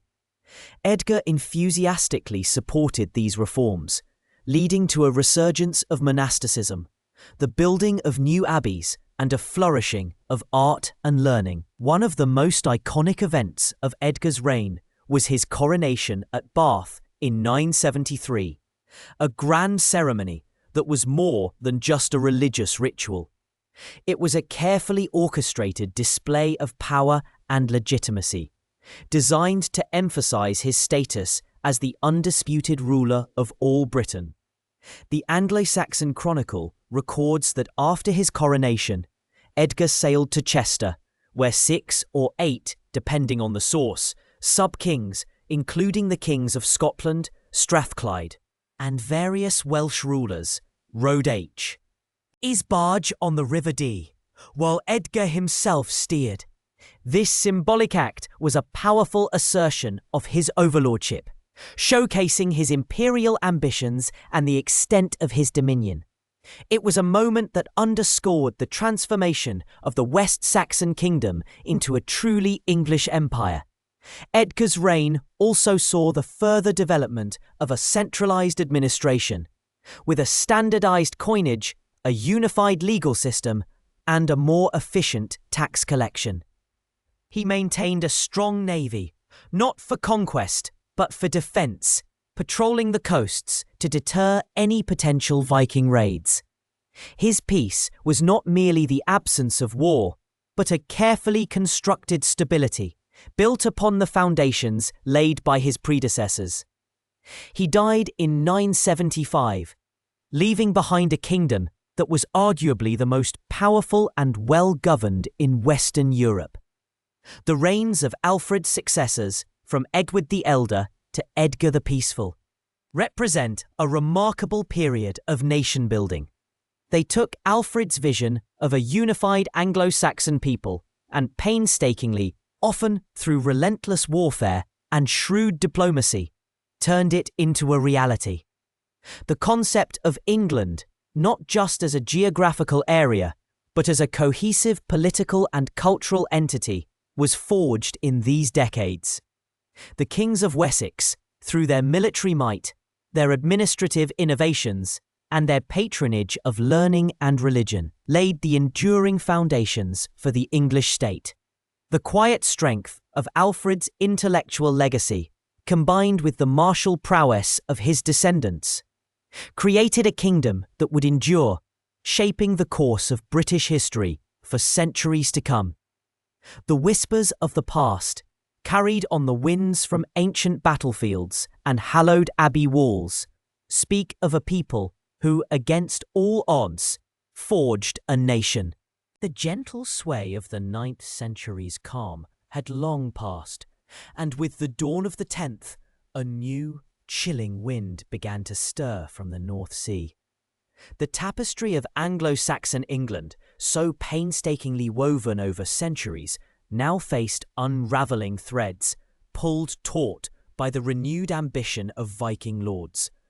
The peace purchased by Alfred and his successors was a fragile thing, a temporary truce in the vast ongoing saga of Northern Europe. As the millennium approached, a new generation of Viking leaders emerged, their eyes fixed on the rich lands across the narrow sea, lands that had grown prosperous in the interim. This new wave of incursions was different. It was less about raiding and more about conquest, driven by powerful kings and chieftains with organized armies, not just bands of opportunistic warriors. The year 980 marked a significant turning point. After decades of relative quiet, Viking ships once again appeared off the English coast, their dragon prows cutting through the waves, their sails billowing with ill intent. These were not the scattered raids of old. These were systematic, probing attacks, testing the defences of a kingdom that had grown complacent. At the helm of England during these turbulent times was a young king named Æthelred, a name that would tragically become synonymous with misfortune. Crowned in 978, at the tender age of 10, after the brutal murder of his half-brother Edward the Martyr, Æthelred inherited a kingdom still reeling from internal strife and a lingering sense of unease. His reign, spanning from 978 to 1016, would be one of the longest in Anglo-Saxon history, yet it would be remembered as one of its most disastrous. His moniker, the Unready, is a mistranslation of the Old English unread, which means ill-counselled or no counsel, a far more damning indictment of his leadership than mere unpreparedness. It spoke to a king who struggled to command loyalty, whose decisions often backfired, and who seemed perpetually outmaneuvered by his enemies. The initial raids of the 980s were relatively small, targeting coastal towns and monasteries, but they served as a grim prelude. By the 990s, the scale of the attacks intensified dramatically. In 991, a formidable Viking fleet, led by the legendary Olaf Tryggvason, a future king of Norway, descended upon the coast of Essex. The Battle of Maldon, immortalized in an epic Old English poem, saw the valiant but ultimately doomed resistance of the Anglo-Saxon Fyrd, led by Ealdorman Berthnoth. The poem paints a vivid picture of heroic defiance against overwhelming odds, a poignant echo of earlier Saxon struggles, but the outcome was a devastating defeat. Berthnoth fell, and the Vikings plundered the region. It was in the aftermath of this defeat that Æthelred made a fateful decision, one that would haunt his reign and set a dangerous precedent. He chose to pay tribute, a tax known as Danegeld, to buy off the invaders. The sum was immense, £10,000 of silver. While perhaps intended as a temporary measure to gain time and rebuild strength, it proved to be a catastrophic error.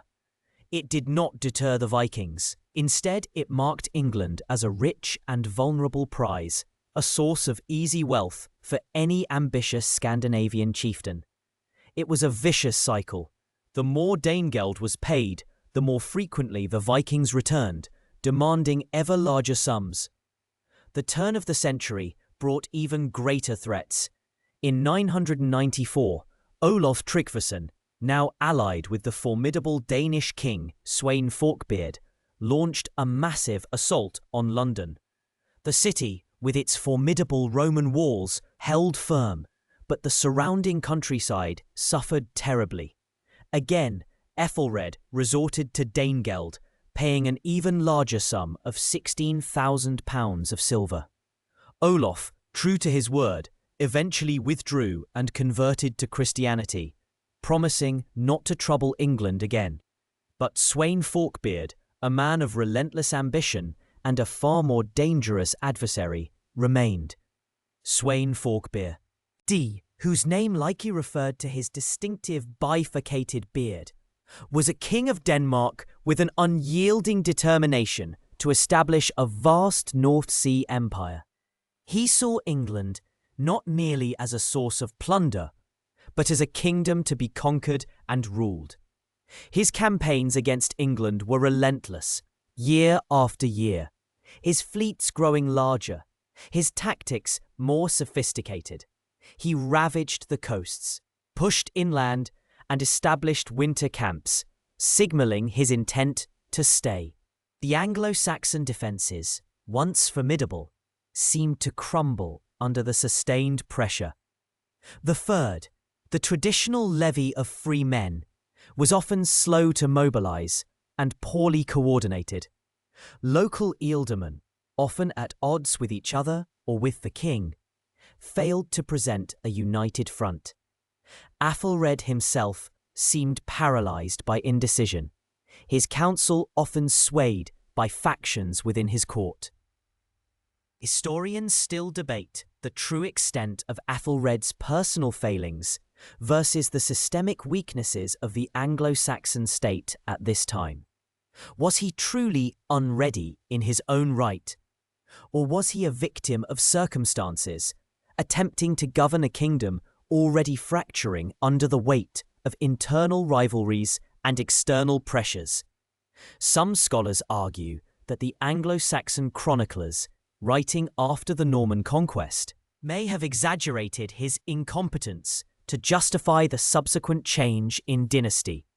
In 1002, Æthelred made another desperate and ill-conceived move. On St. Brice's Day, November 13th, he ordered the massacre of all Danes living in England. This brutal act, intended to eliminate a perceived fifth column, backfired spectacularly.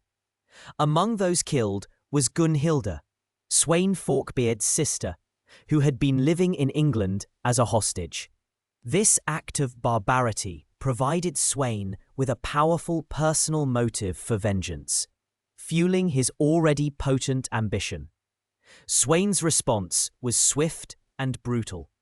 From 1003 to 1005, he launched a series of devastating campaigns, ravaging East Anglia and other regions, leaving a trail of destruction in his wake. The Danegeld payments escalated further, reaching a staggering £36,000 in 1007.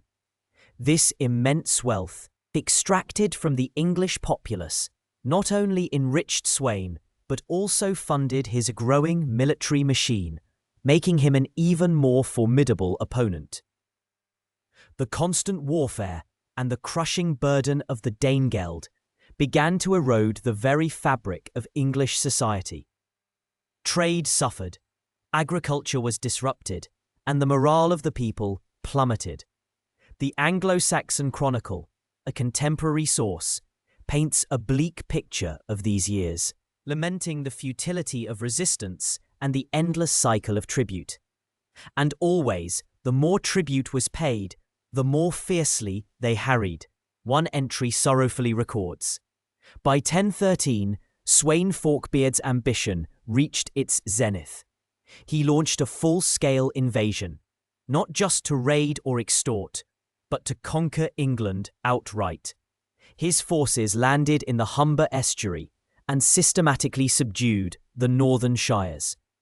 As he advanced south, resistance crumbled. Many English nobles, disillusioned with Æthelred's leadership, defected to Sweyn. Even London, which had famously resisted earlier sieges, eventually opened its gates. Æthelred, facing utter defeat, fled to Normandy with his family, seeking refuge with his wife Emma's brother, Duke Richard II. For a brief period, Sweyn Forkbeard was King of England, uniting the crowns of Denmark and England under his formidable rule, a testament to his military prowess and strategic acumen. However, his reign was short-lived. Just 5 weeks after being acknowledged as king, Sweyn died suddenly in February 1014. His death plunged England into a brief period of uncertainty. The Anglo-Saxon Witan, the Council of Wise Men, seized the opportunity to recall Æthelred from exile, but only on the condition that he rule more justly than before. He returned, but the respite was fleeting. Sweyn's son, Canute, a young but equally ambitious and ruthless leader, was determined to reclaim his father's conquest.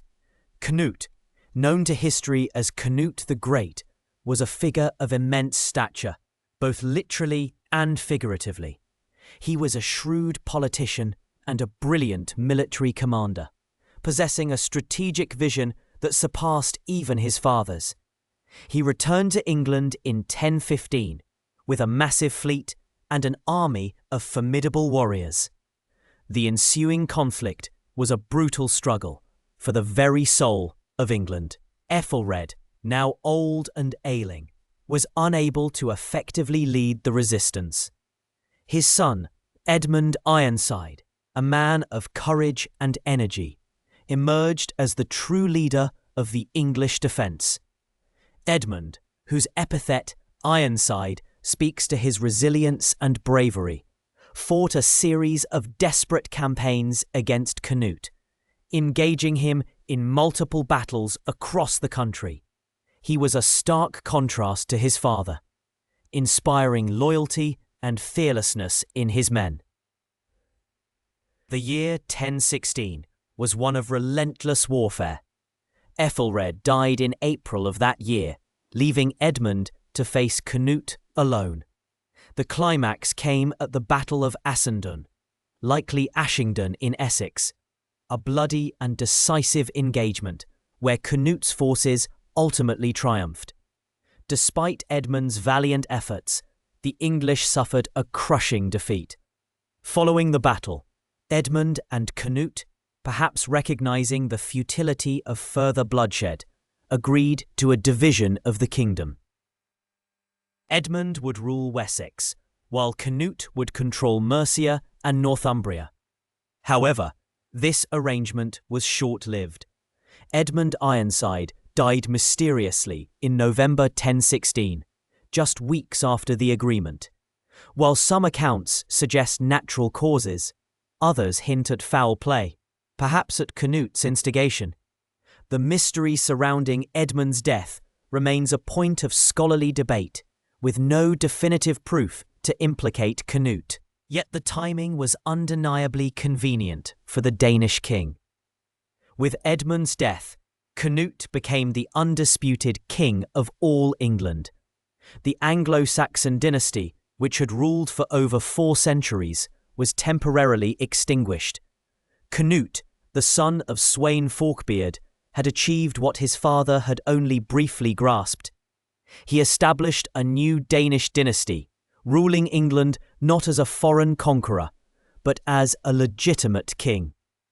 Canute's reign, from 1016 to 1035, was surprisingly effective and, in many ways, beneficial for England. Despite his violent path to power, he proved to be a pragmatic and capable ruler. He quickly consolidated his authority, eliminating potential rivals and rewarding loyal supporters. He maintained the existing Anglo-Saxon administrative structures, including the shires and the legal system, rather than imposing entirely new Danish ones. He also embraced Christianity, making pilgrimages to Rome and establishing good relations with the Church. Under Canute, England became the centerpiece of a vast North Sea empire, encompassing Denmark, Norway, and parts of Sweden. This empire brought a period of relative peace and stability to England after decades of relentless warfare. The Danegeld, which had been a burden for so long, was now collected by Canute for his own treasury and to maintain his standing army, the housecarls, a formidable elite force that ensured his authority. Canute's rule, though foreign, was largely accepted by the English populace. He was seen as a strong leader who brought an end to the chaos and restored order. He even married Emma of Normandy, Æthelred's widow, further legitimizing his claim and forging alliances that would prove crucial in the future. This marriage, a fascinating twist of fate, meant that Emma, a powerful and influential queen, had been wife to two kings of England from opposing dynasties. The reign of Canute the Great marked a profound shift in the history of England. It demonstrated the vulnerability of the Anglo-Saxon kingdom when faced with a determined and unified external threat. It also showed that conquest did not always lead to the complete eradication of existing cultures and institutions. Canute, for all his foreign origins, recognized the value of continuity and stability. He ruled England as an English king, albeit one with a vast Scandinavian empire. Yet, beneath the surface of this new order, the threads of Anglo-Saxon identity continued to weave. The language, the customs, the local laws, all endured, adapting and subtly influencing their new rulers. The Danish conquest, while a period of immense suffering and upheaval, ultimately strengthened England by forcing it to confront its weaknesses and by integrating it more deeply into the wider European political landscape. The stage was set for a complex interplay of Anglo-Saxon, Danish, and Norman influences that would shape the future of the nation, a future that would soon bring yet another dramatic shift in power.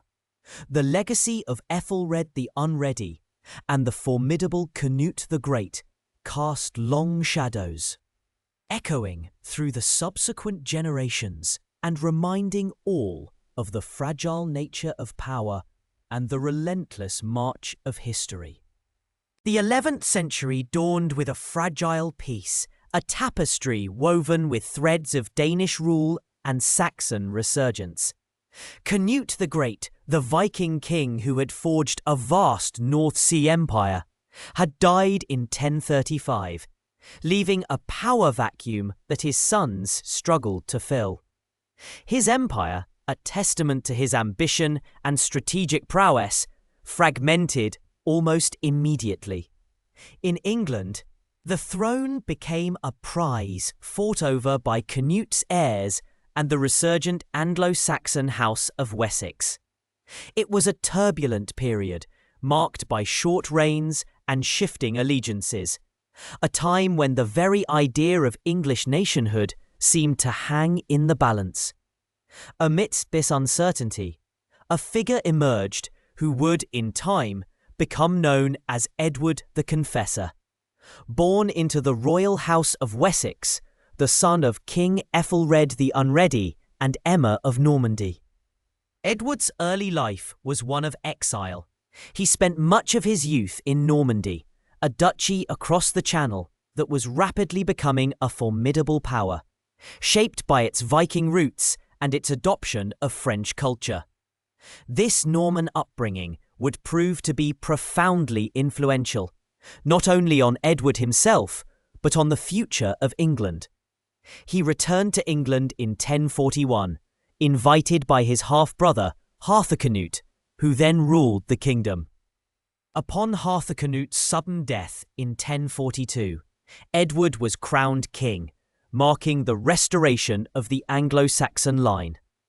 Edward's reign, which lasted from 1042 to 1066, is often seen as a period of relative peace and prosperity, a calm before the storm. Yet beneath the surface, currents of political intrigue and dynastic ambition swirled. Edward was a deeply religious man, earning him the posthumous title, the Confessor, for his piety rather than martyrdom. He dedicated himself to God, fostering a strong connection with the Church and embarking on the ambitious project of rebuilding Westminster Abbey, a structure that would become a symbol of English royal power and a testament to his devotion. The Abbey, consecrated just days before his death, was a marvel of Romanesque architecture, a style then fashionable on the continent, showcasing Edward's Norman tastes and connections. Despite his piety, Edward was not a strong or decisive ruler in the mould of Alfred the Great or even Canute. He was often described as being more interested in hunting and religious contemplation than in the day-to-day affairs of governance.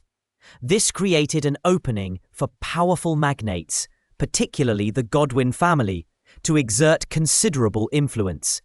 Earl Godwin of Wessex, a shrewd and ambitious nobleman, had risen to prominence under Canute and continued to consolidate his power under Edward. His children, including his daughter Edith, who married Edward, and his sons Harold and Tostig, held vast lands and commanded considerable resources, effectively dominating the political landscape. The relationship between Edward and the Godwins was complex and often fraught with tension. Edward resented Godwin's overbearing influence and his family's growing power. In 1051, a crisis erupted when Eustace II of Boulogne, Edward's brother-in-law, was involved in a violent incident in Dover. Edward ordered Godwin to punish the townsfolk, but Godwin refused, leading to a standoff. The Witan, the Anglo-Saxon Council of Wise Men, sided with Edward, and Godwin and his sons were exiled. This temporary triumph for Edward allowed him to bring in Norman advisors and friends, granting them lands and positions of power, further fueling resentment among the English nobility. However, Godwin and his sons, resourceful and popular, returned in force the following year, forcing Edward to reinstate them and banish his Norman favourites.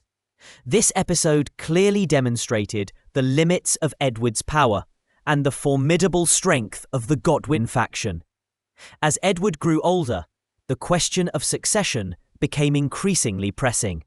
He had no children, and his Norman upbringing, coupled with his childless marriage to Edith, Godwin's daughter, meant that his actions and allegiances were divided.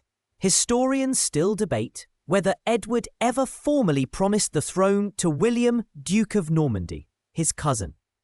Norman sources, particularly the Bayeux Tapestry, strongly suggest such a promise was made, perhaps as early as 1051, during Godwin's exile. English sources, however, are silent on the matter, or suggest that Edward intended for an English heir to succeed him. This ambiguity would have profound and tragic consequences. Into this intricate web of power and succession stepped Harold Godwinson, Godwin's eldest surviving son.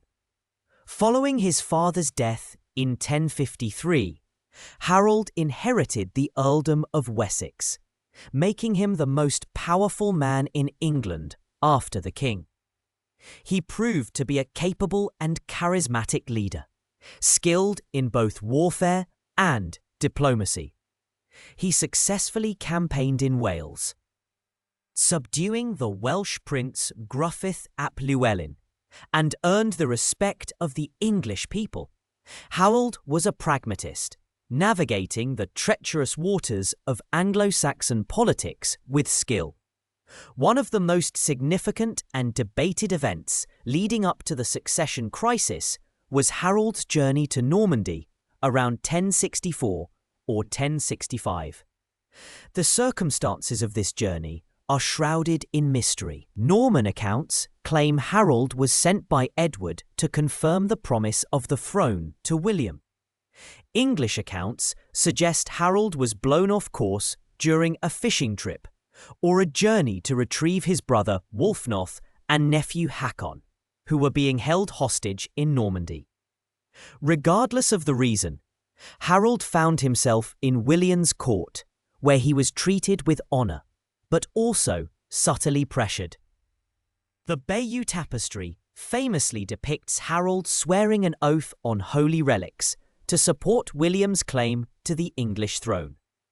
Whether this oath was freely given or extracted under duress remains a point of scholarly contention. It is plausible that Harold, finding himself in a precarious position, made a tactical promise he had no intention of keeping. Or perhaps he believed that an oath made under duress was not binding.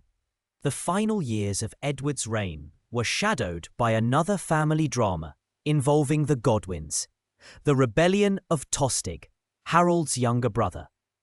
Tostig had been made Earl of Northumbria in 1055, a region known for its independent spirit and resistance to outside authority. Tostig's rule was harsh and autocratic, and he alienated the Northumbrians with his heavy taxation and perceived injustices.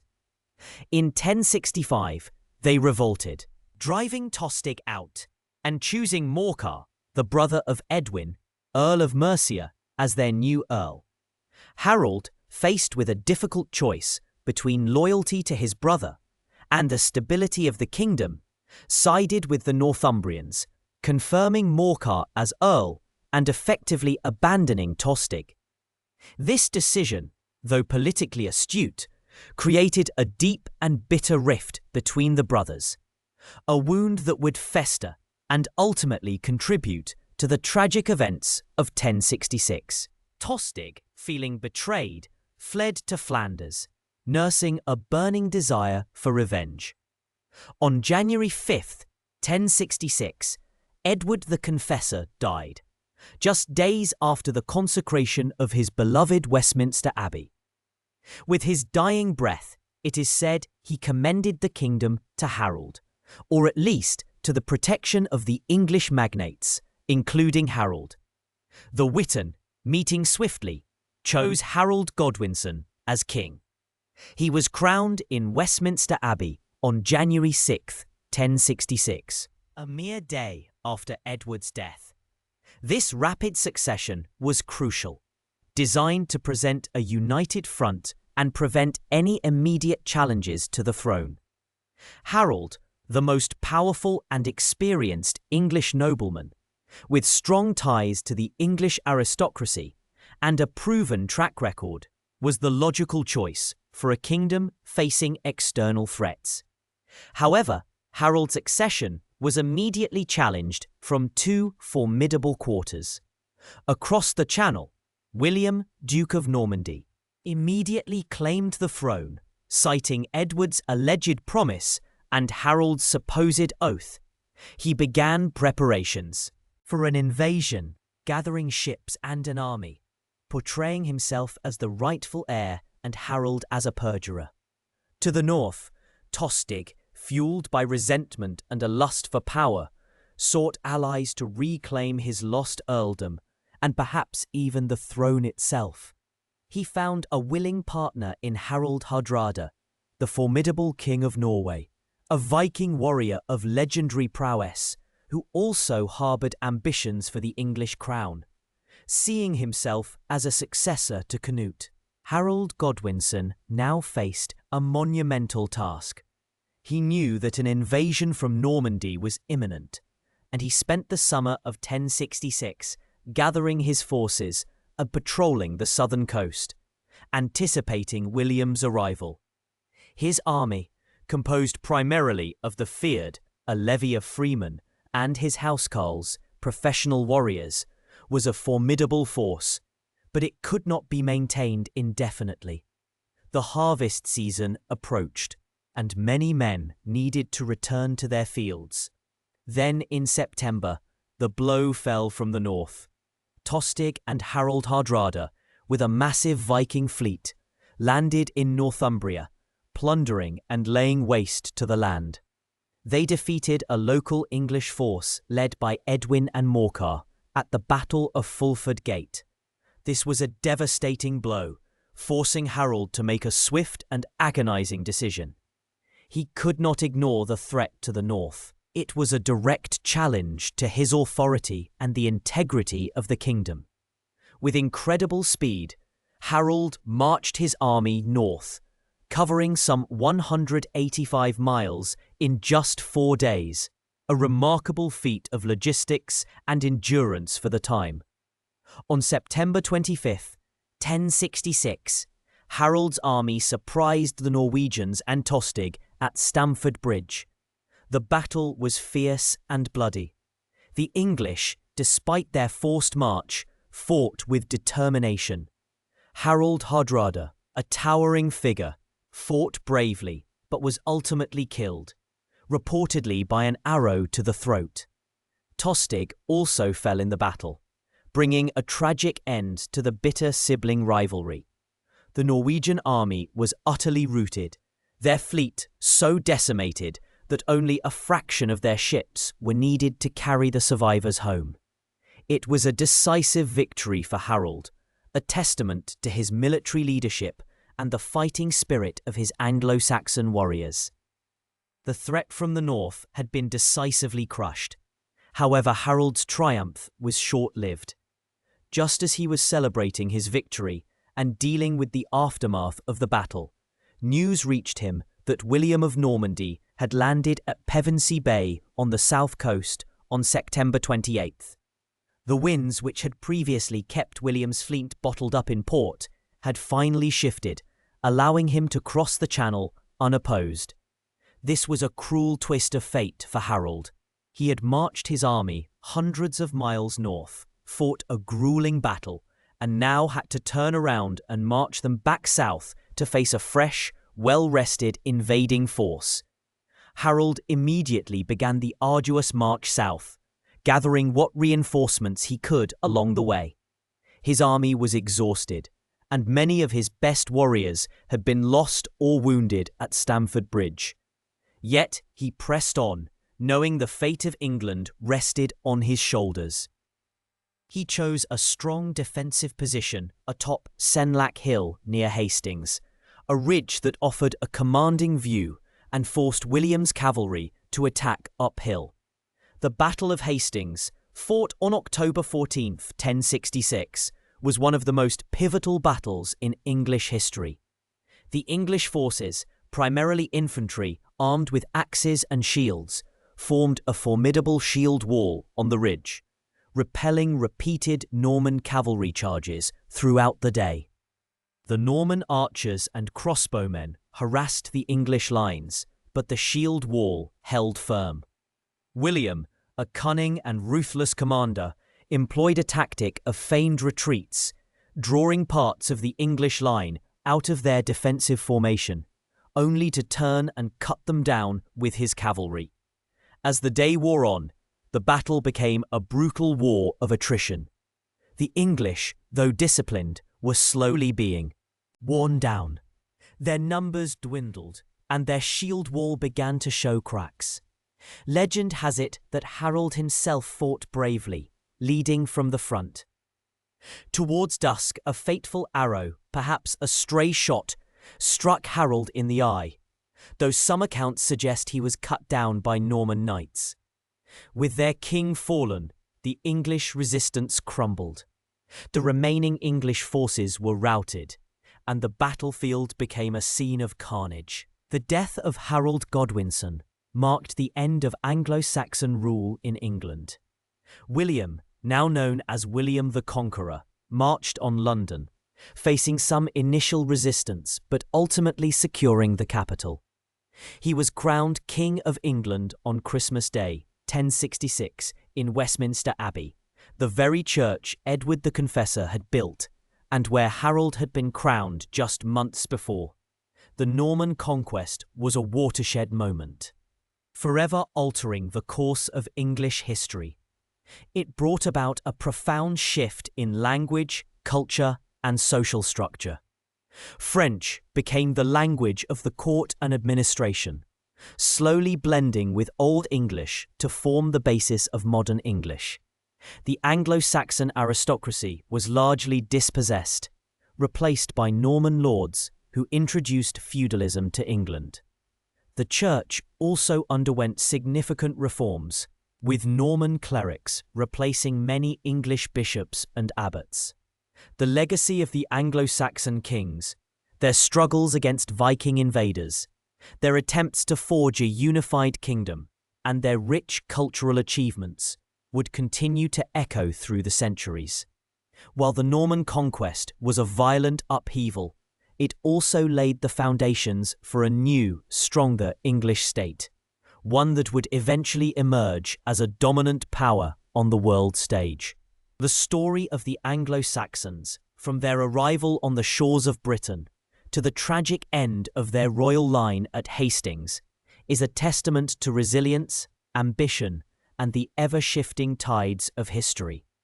Their world, with its intricate hierarchies, its vibrant poetry, its devotion to faith, and its constant struggle for survival, would slowly fade into memory, but its imprint would remain, a deep and enduring part of the English identity.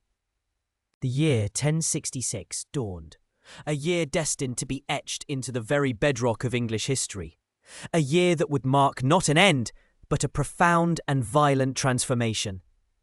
The long reign of Edward the Confessor, the last undisputed Anglo-Saxon king, had drawn to a close in January, leaving a kingdom poised on the precipice of a succession crisis.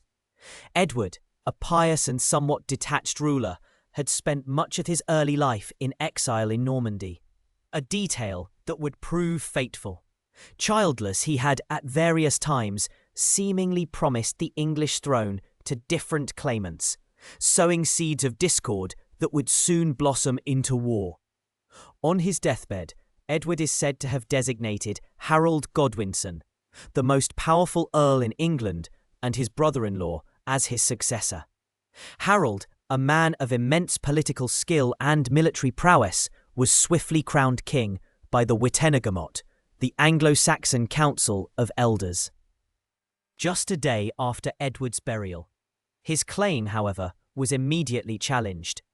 Across the narrow seas, William, Duke of Normandy, a formidable warrior and a distant cousin of Edward, asserted his own right to the throne, claiming Edward had promised it to him years earlier, a promise Harold himself had allegedly sworn to uphold under duress. To further complicate matters, Harald Hardrada, the imposing King of Norway, also laid claim to the English crown, backed by Tostig Godwinson, Harold's estranged and rebellious brother. The summer of 1066 was a tense period of waiting as Harold marshalled his forces, anticipating an invasion from either the south or the north. The winds of fate, however, seemed to conspire against him. In September, Harald Hardrada and Tostig launched their invasion, landing in the north of England and quickly achieving a victory at the Battle of Fulford. Harold, demonstrating incredible speed and strategic brilliance, force-marched his army over 185 miles from the south coast to Yorkshire in just 4 days. On September 25th, at the Battle of Stamford Bridge, he decisively crushed the Norse invaders, killing both Harald Hardrada and Tostig. It was a stunning victory, but one that came at a terrible cost, exhausting his army and leaving them far from the southern shores. Just 2 days later, On September 27th, Duke William seized his opportunity. The winds shifted, allowing his invasion fleet, which had been waiting for weeks in St. Valery-sur-Somme, to cross the English Channel. He landed unopposed at Pevensey Bay in Sussex, establishing a secure beachhead and beginning to construct fortifications. News of William's landing reached Harold only days after his triumph at Stamford Bridge. Without hesitation, he turned his weary army south, embarking on another grueling march, gathering what reinforcements he could along the way. The two armies finally met on October 14th, 1066, on Senlac Hill, a ridge about 7 miles north of Hastings. Harold's forces, though battle-hardened and fiercely loyal, were tired and likely outnumbered. They took up a strong defensive position on the ridge, forming a formidable shield wall, a tactic that had served the Anglo-Saxons well for centuries. William's army, a diverse force of Norman knights, Breton auxiliaries, and Flemish mercenaries, was well equipped and eager for battle. The clash that ensued was one of the most pivotal and brutal in English history. For much of the day, the Anglo-Saxon shield wall held firm against repeated Norman charges. The disciplined Saxons, wielding their fearsome two-handed axes, inflicted heavy casualties on William's cavalry and archers. It is said that at one point, rumours spread through the Norman ranks that William himself had been killed, causing a panic until he rode through his lines, helmet off, to prove he was alive. The battle was a grinding, bloody affair, a testament to the resilience of the Saxon warriors. However, the Normans eventually employed a feigned retreat tactic, drawing parts of the English shield wall all down the hill in pursuit, only to turn and cut them down. This manoeuvre, repeated several times, gradually weakened the Saxon position. As dusk approached, King Harold was struck down. Accounts vary, but the most iconic depiction, from the Bayeux Tapestry, shows an arrow piercing his eye, followed by a brutal attack by Norman knights. With their king fallen and their shield wall broken, the remaining Anglo-Saxon forces scattered. The Battle of Hastings was over. William, Duke of Normandy, had won. The path to the English throne lay open before him. William's march to London was not unopposed, but after some skirmishes and the submission of various English nobles, he was crowned King of England on Christmas Day, 1066, at Westminster Abbey. This event marked the formal beginning of the Norman Conquest, an invasion that would profoundly reshape England's political, social, and cultural landscape for centuries to come. The immediate aftermath of the conquest was brutal. William, now known as William the Conqueror, systematically suppressed any remaining Anglo-Saxon resistance. The harrying of the North in 1069 to 1070, a scorched earth campaign, devastated vast swathes of northern England, leading to widespread famine and death, effectively crushing any hope of a Saxon resurgence in that region. Land was confiscated on an unprecedented scale, with William distributing vast estates to his Norman followers as rewards for their loyalty and service. By 1086, as recorded in the Domesday Book, a monumental survey commissioned by William, only a handful of Anglo-Saxon landowners of any significance remained. The Old English aristocracy was almost entirely replaced by a new Norman elite. This shift in land ownership led to the imposition of the feudal system, a hierarchical structure where all land ultimately belonged to the king, who granted it to his tenants-in-chief in exchange for military service and loyalty. These tenants, in turn, sublet their land to lesser lords, creating a complex web of allegiances.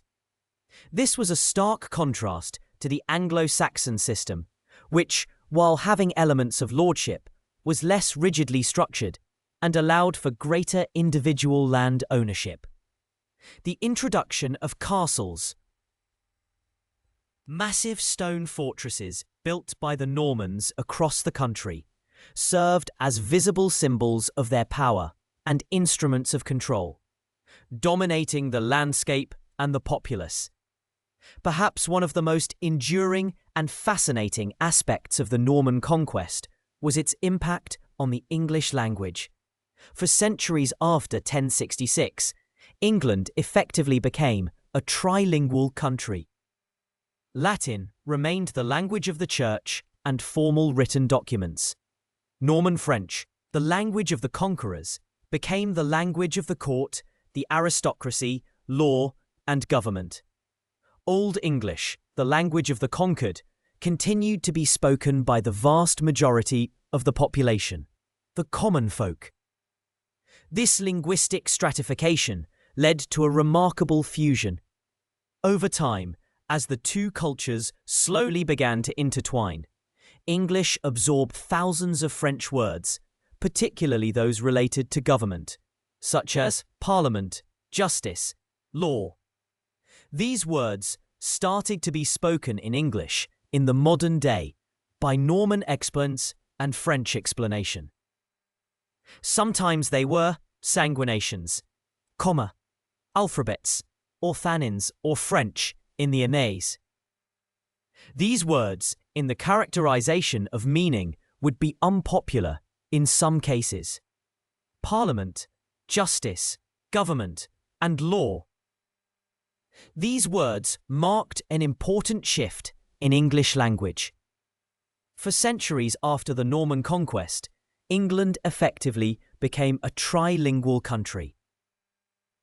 The language of the conquerors became the language of the conquered, who granted it to his tenants-in-chief in exchange for military service and loyalty. These tenants, in turn, sublet their land to lesser lords, creating jury, judge, crime, war, army, battle, soldier, and high culture, cuisine, fashion, art. Consider the words for animals and their meat. The Anglo-Saxons raised the animals, sheep, cow, swine, deer.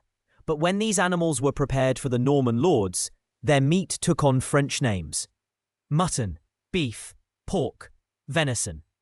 This linguistic duality perfectly illustrates the social hierarchy that emerged after the conquest.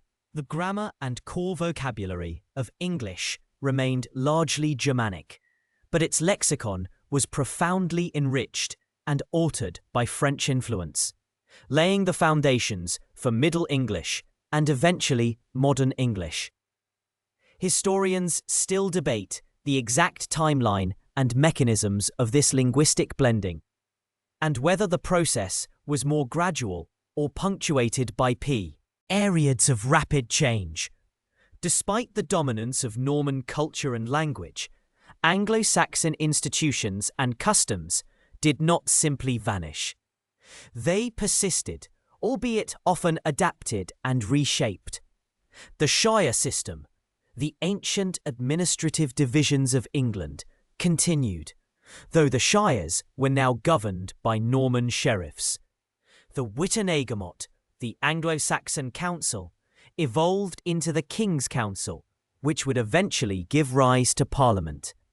English common law, with its emphasis on local custom and precedent, gradually merged with Norman legal practices, forming a unique legal system that still underpins English law today.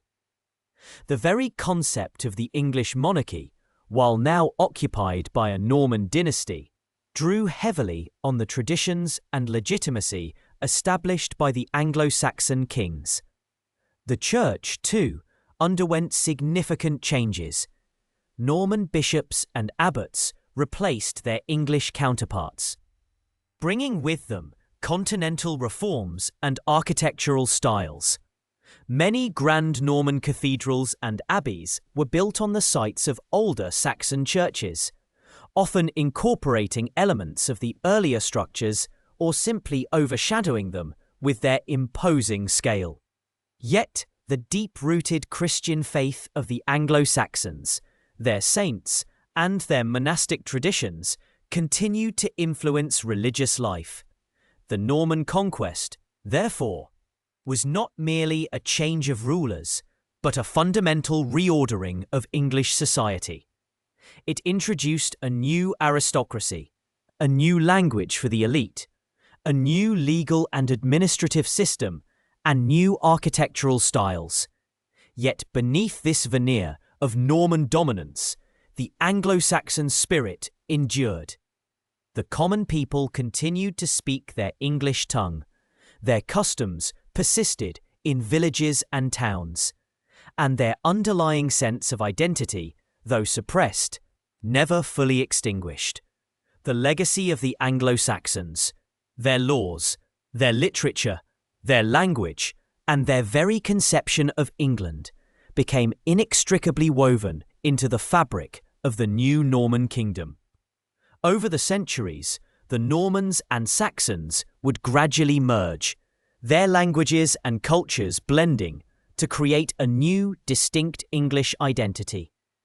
The Englishness that emerged was a complex tapestry, with threads of both Anglo-Saxon and Norman heritage. The Battle of Hastings, a single day of brutal combat, had set in motion a transformation that would define England for the next millennium, forever altering its trajectory while simultaneously preserving echoes of its ancient past. The Saxon legacy, though seemingly vanquished on Senlac Hill, continued to whisper through the fields and forests, in the rhythm of the language spoken by the common folk, and in the enduring spirit of a people who had shaped an island nation for over 600 years.